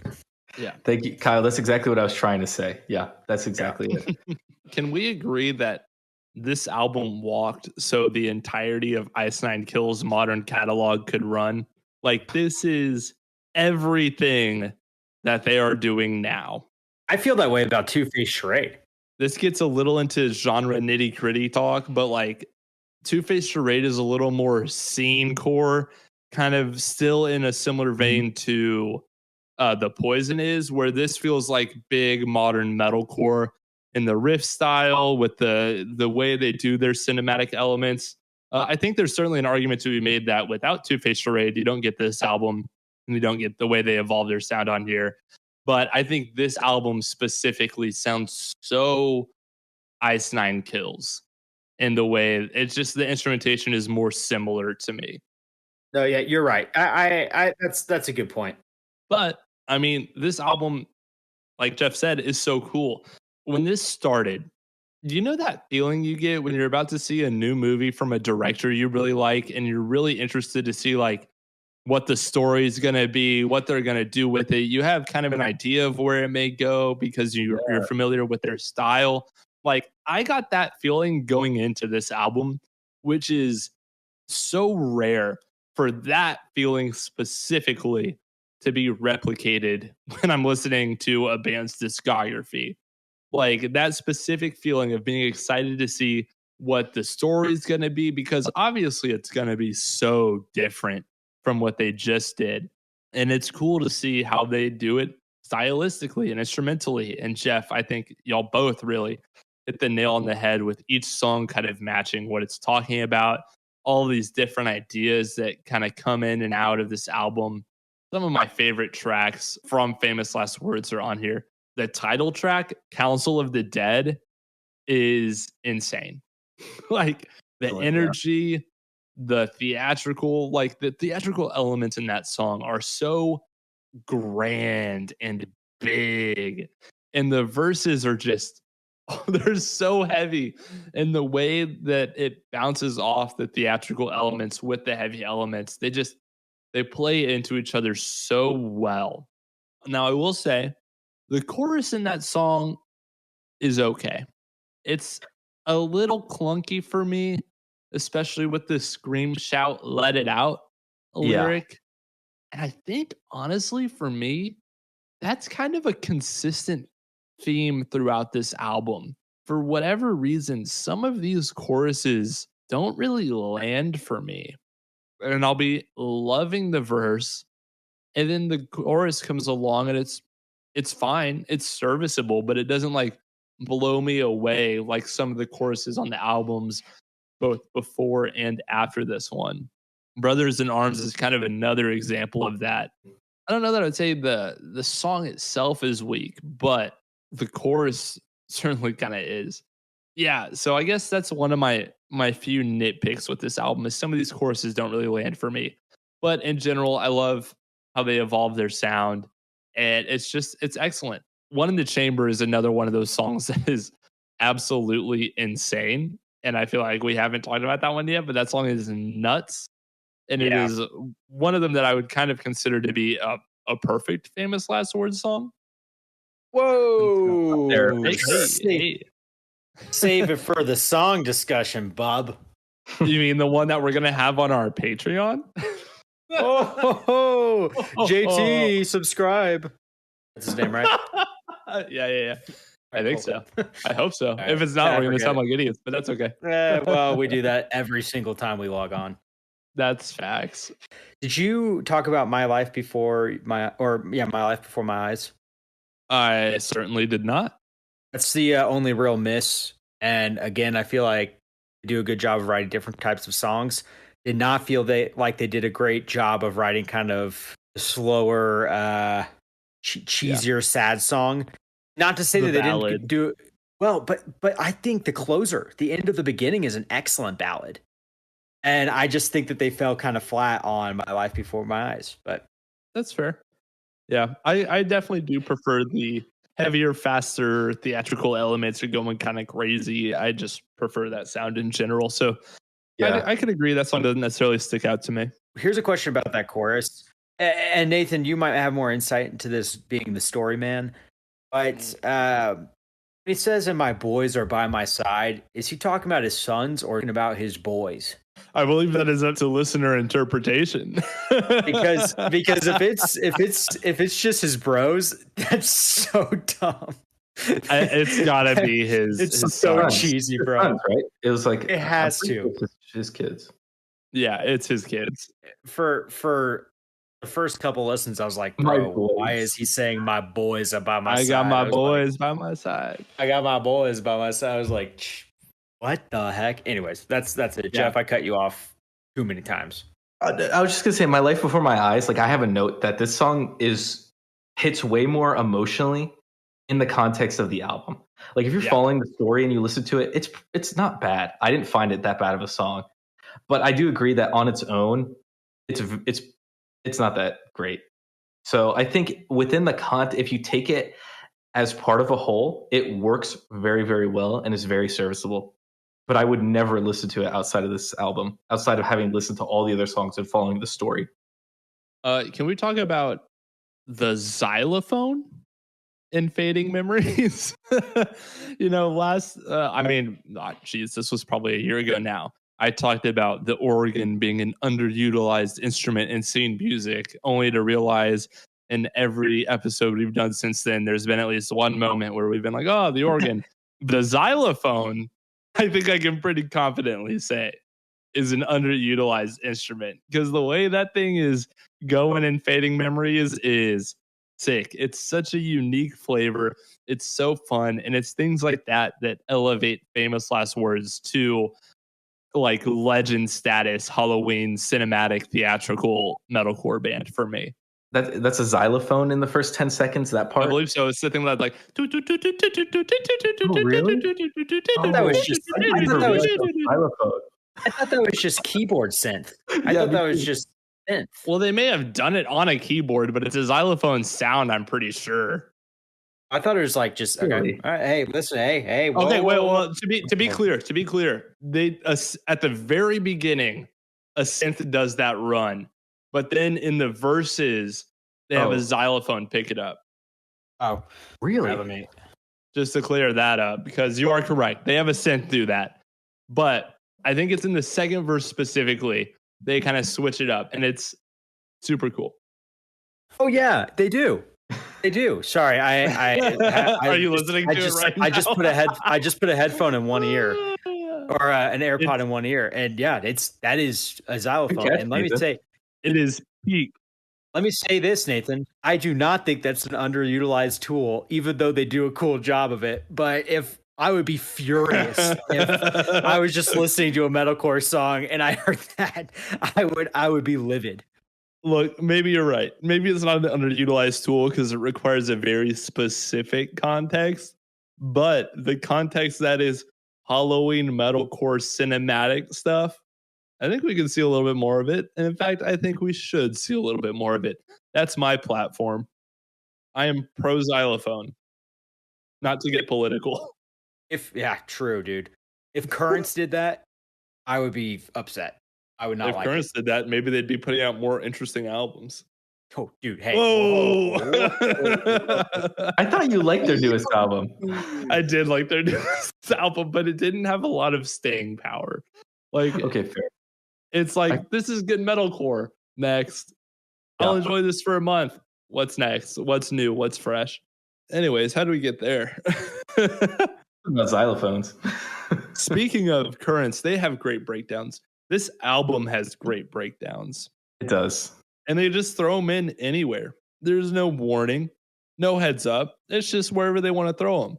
Like, I'm pretty sure the Uprise has one in the second verse that has this like super creepy choir that comes in. They didn't have to go that hard. This is a great album. More people need to listen to this. I agree. Nathan, what was the story that Jeff and I got so wrong? Yeah. I didn't say you got it so wrong. I said you were on the right track, but it's not quite that every song is a completely self-contained story. So, to get into it, this album is a story of 8 people who have all died and passed on to the land of the deceased, as they call it. They all find themselves united in a council circle where the instructor, who's presumably God, tells them that they're all here for a reason and that they all know each other. And that since they know each other, even though their memory is fading, they have the lucky opportunity to understand how they died and why it happened. And throughout the course of the album, there are kind of interweaving characters and storylines that you can hear throughout the songs where, oh, I heard about this moment from another perspective earlier on the album. Now I'm seeing it from the other person's perspective in just a moment here. And so they do a lot of kind of this weaving. For example, in one in the chamber, the person who eventually commits suicide was the person who crashed into the father's car and held in the headlights. Things like that. So slowly throughout the course of the album, they start to recognize each other because they're all interconnected, and they are given a choice. Do they go back and make amends with their previous life, or do they start a new life, a new journey to go forward on? So that's the general summary of the album. Not quite as going in depth as I did with the Incubus, but you get the idea. Very cool. It is very cool. I think that's a really cool concept for an album. The story structure on this album is something that I think you could only get from music. Like a movie, if to be spaced out like this, whereas you focus on a character for a little bit or something, I don't think it would quite work. You could maybe do it in TV, but I think it especially works in album format like we get on here. So in that way, the story is really cool as a uniquely musical kind of story they're delivering here. And that's interesting because I feel like when you think of great stories, I don't think you think of musical albums of where great stories are contained. Usually you think of if there's a story in a song, you're like, oh, well, this would be better as a movie. This would be better as a TV show. Yeah. But for something to be better in music, or maybe not even possible to be portrayed in other forms of media, that's an interesting concept, Nathan. Yeah. And I think it kind of elevates the story a little bit too, because it's something that is so specific to the medium they're using that it makes it really unique and really kind of cool.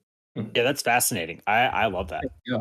All right. Well, should we talk about number one across the board? Take us there, Jeff. My number one Famous Last Words album is their 2013 project, Two-Face Charade.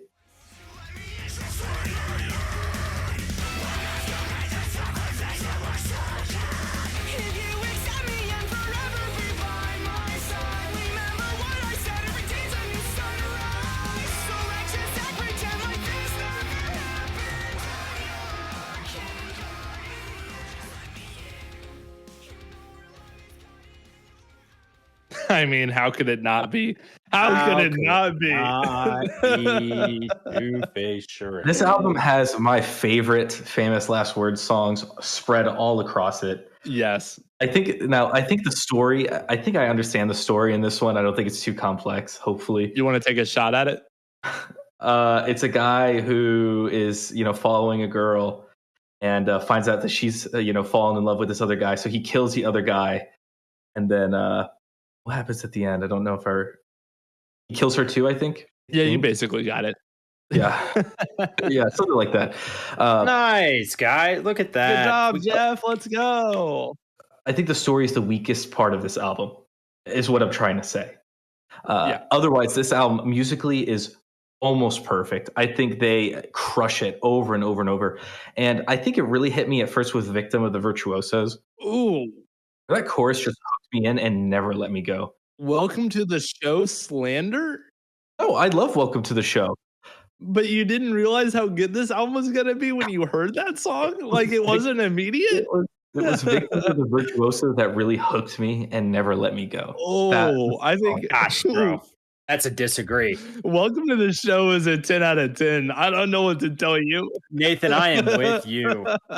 Thank you, Kyle. I mean, that song is so good. I'm not trying to slander Welcome to the Show. I know you're not trying to, but you are. That chorus is so catchy. Not to say that Welcome to the Show doesn't have a catchy chorus. It does. But Victim of the Virtuoso, I mean, that I just could not stop listening to it. It is really good. That's a great song. It's also got another dance part at the end, which I know we're about. We are. And I'm happy that they managed to keep that, that little youthfulness in here.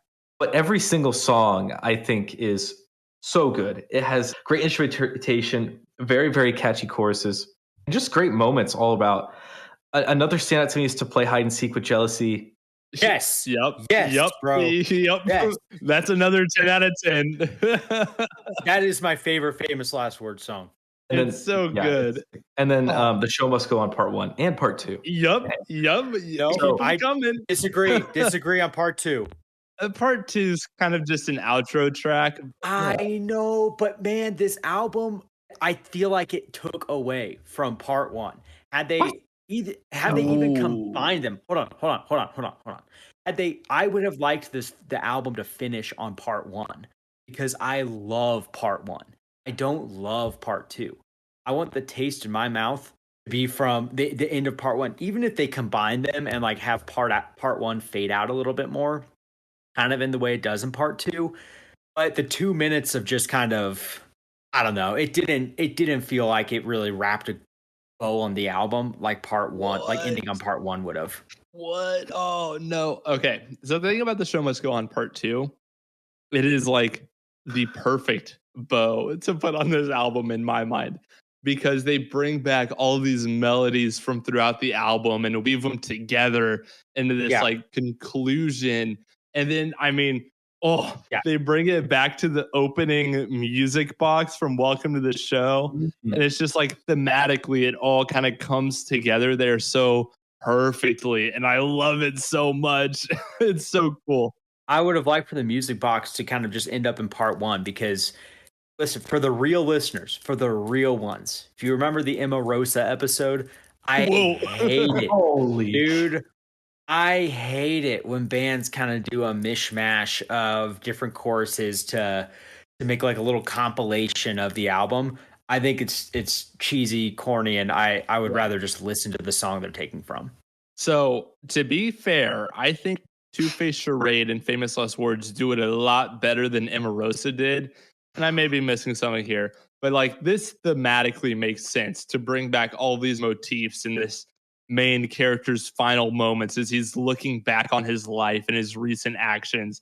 That to me makes a lot more sense for a concept album like this than it did that Emma Rosa album, where it really just felt like the greatest hits from this album. Hey, remember this song from 20 minutes ago? Wink, wink, nudge, nudge. Like that irked me. I do remember that. That irked me a lot, but this feels very conceptually fitting to me. Mm-hmm.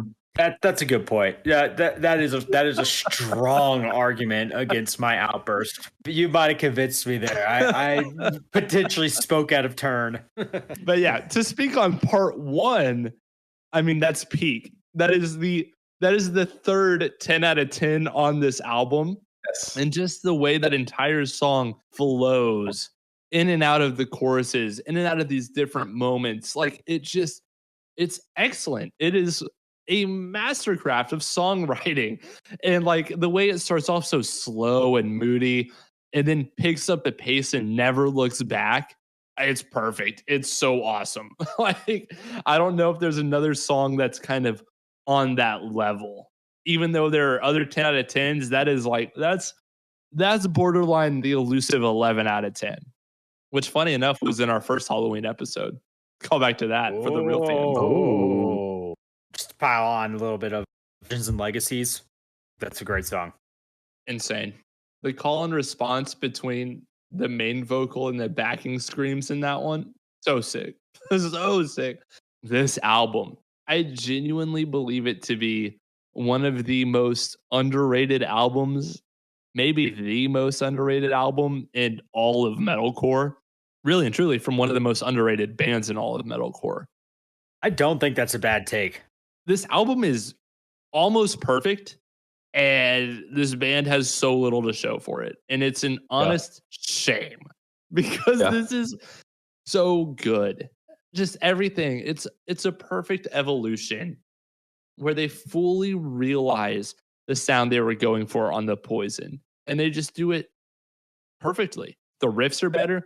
The breakdowns are better. They lean into the theatrical elements more. The hooks are super memorable. They have the dance elements still now and Victim of the Virtuoso. And so like, it's peak. And it's just Halloween ready, perfect metalcore. Every song has a moment.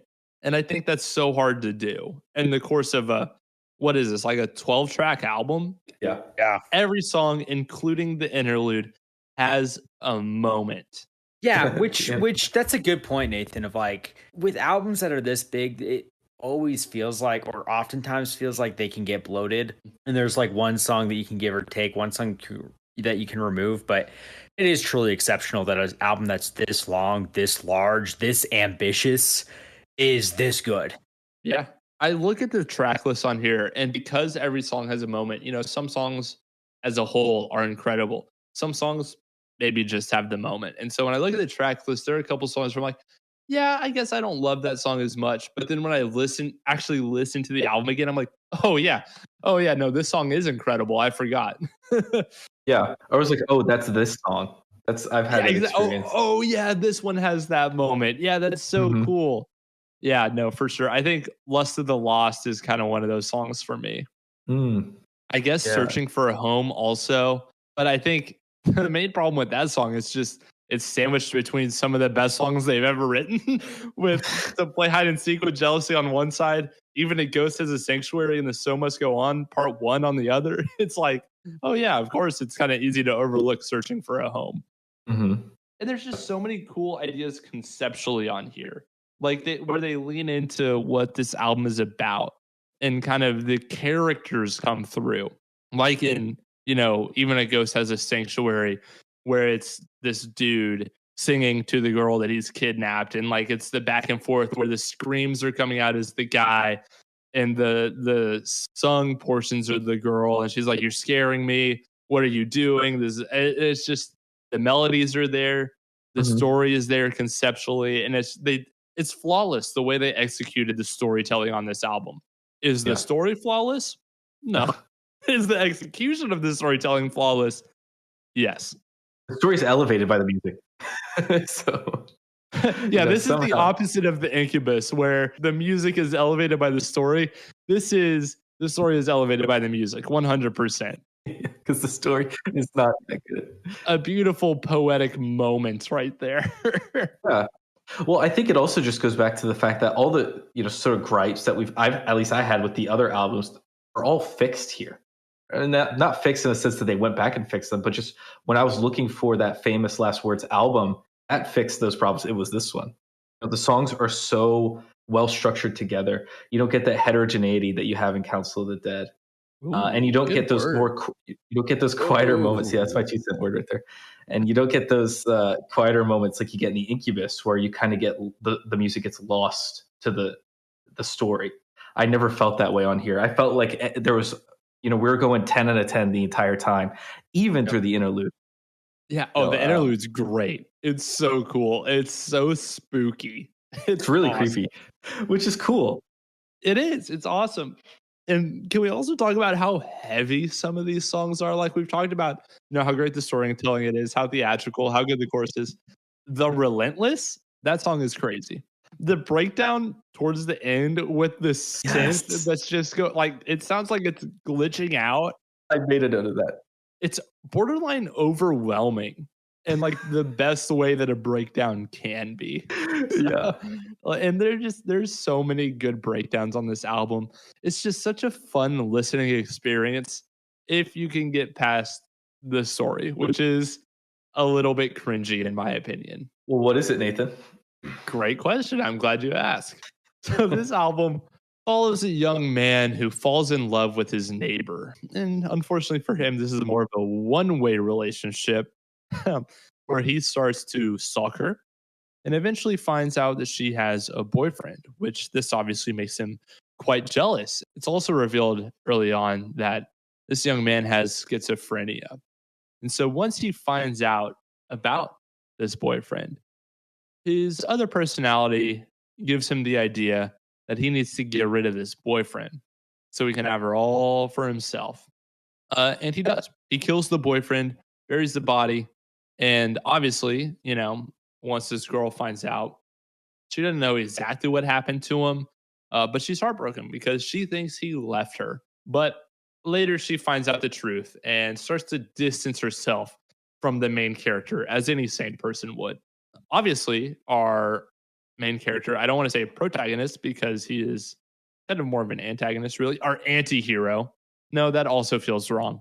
This guy, the subject of the story. Yeah, we'll go with that. The subject, this troubled young lad, is hurt that she is trying to distance himself and decides to take it upon himself to kidnap her. Takes her to the basement, ties her to the chair, and eventually, she gets loose. But she finds out she's locked in the basement with the main character. His second personality takes over. You have that song that I was talking about earlier. What have you done with my friend? You are not him. Second personality takes over. He kills her. And then when he comes to his senses again, he realizes it's too late. The deed has already been done. Not being able to take the pain of losing his love, he decides to kill himself as well. Kind of cringy. I'm not going to lie to you. A little bit incel coded. Yeah, we don't have to harp on it.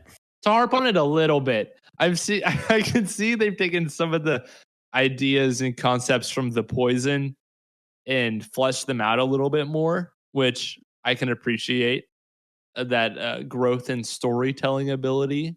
But yeah, if I had one complaint about this album, it would be that the story is a bit cringe and kind of inhibits me from wanting to share this album more. I'm like, yeah, it's awesome. It's incredible if you can get past the incel story that's being told on here. But, that's besides the point. Okay. So the instrumentation and music of this album is amazing. It's incredible. I mean, it is truly on another level. Okay. So we have a couple things to wrap up here. As mentioned earlier, we do want to rank the stories.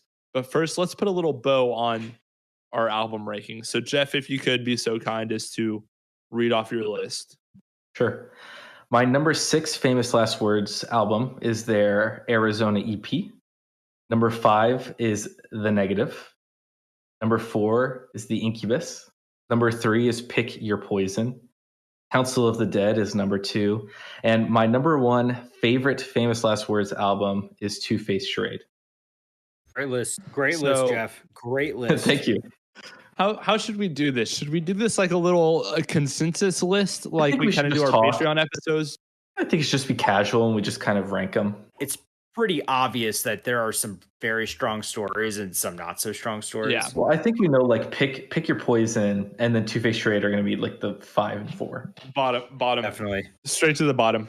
Honestly, you could put Arizona above those two if you want to. So yeah, so if Arizona is our neutral baseline, 0 story has no impact on the EP because there is none. Two Face Charade and Pick Your Poison are kind of below that because they negatively detract from the album, in my opinion. Granted, Two Face Charade might be the worst. No, Pick Your Poison is worse. I think Two Face Charade is because Pick Your Poison like almost seems abstract at times. Like it doesn't. It almost seems like I'm not confident in it. Two Face Charade. There's an obvious storyline that they are conveying that does detract from the listening experience. Yeah, I think it's a pretty good argument. All right, so and then is Two Face Charade at the bottom? Yes. I think it might be. And then you got Pick Your Poison above that, and then Arizona as our baseline. And then I'm going straight to the negative. I think the story on there is interesting. Obviously, it's not super fleshed out because it's a pretty short project, but it's an interesting enough concept, and they give me enough that I'm like, yeah, this is pretty cool. I think that's fair. I think the negative is a good number 3. And then beyond that, I mean, I like Council of the Dead at 2, the Incubus at 1. I agree. Me too. Guys, I think that's a really strong list. Which is so funny. Just because of all their full lengths, the Incubus is by far my least favorite. Yeah, but it's got but the story is always a strong. Like it is a strong suit of the album. Yeah, it is, and that is, Nathan. I'm glad that you explained it because, yeah, that's just a whole other dimension. I started reading the lyrics, and it's like, oh man, this is actually wild. But I mean, like, but then you can argue that the most well-rounded, all-around record is Council of the Dead. Yeah, I think it is. I think you could argue that. It is like the Famous Last Words album that dips into all the things they do the best. Agreed. I think you could certainly argue that. Cool. Well, we have a patron who is on the highest tier that we have available, which gives him the opportunity to read out his list on the show. He sent it in early. I've got it right here. So I'm going to pass it over to Derek, see what he thinks about Famous Last Words. From worst to best. Pick Your Poison, Council of the Dead, Arizona, The Incubus, Two Face Charade. Cheers. Yeah, I have no gripes with that list. I do. So. Council of the Dead being at 5? Oh wait, yeah, Council of the Dead is too low. Council of the Dead's a wee bit low. It's the only thing. But that's the only thing. That's the only thing I have about it. I think everything else is fair. I don't necessarily agree with the Arizona being not at the bottom, but I think 100% a justifiable list that I honestly, even with Council of the Dead, I'll put my stamp of approval on it. Means absolutely nothing, but you have it. Well, anybody who's talking about Famous Last Words, we like. There should be more people talking about this band. So thank you, dude. I know. Don't I know it? Oh, hey, by the way, Derek, if we didn't convince you, listen to the negative. Oh yeah, it's so good. Yeah, it has to. So good. If y'all like Pick Your Poison, and I think you do, and you especially like the electronic synth elements, you gotta check out That's Outrageous. That band I was talking about earlier is my honorable mention. Like that's them. That's their sound. It's 100% more of that if that's something you're interested in. So definitely check that out. So yeah, with that, I think that'll do it for this episode. Thank y'all so much for listening, and we will see y'all on the next one.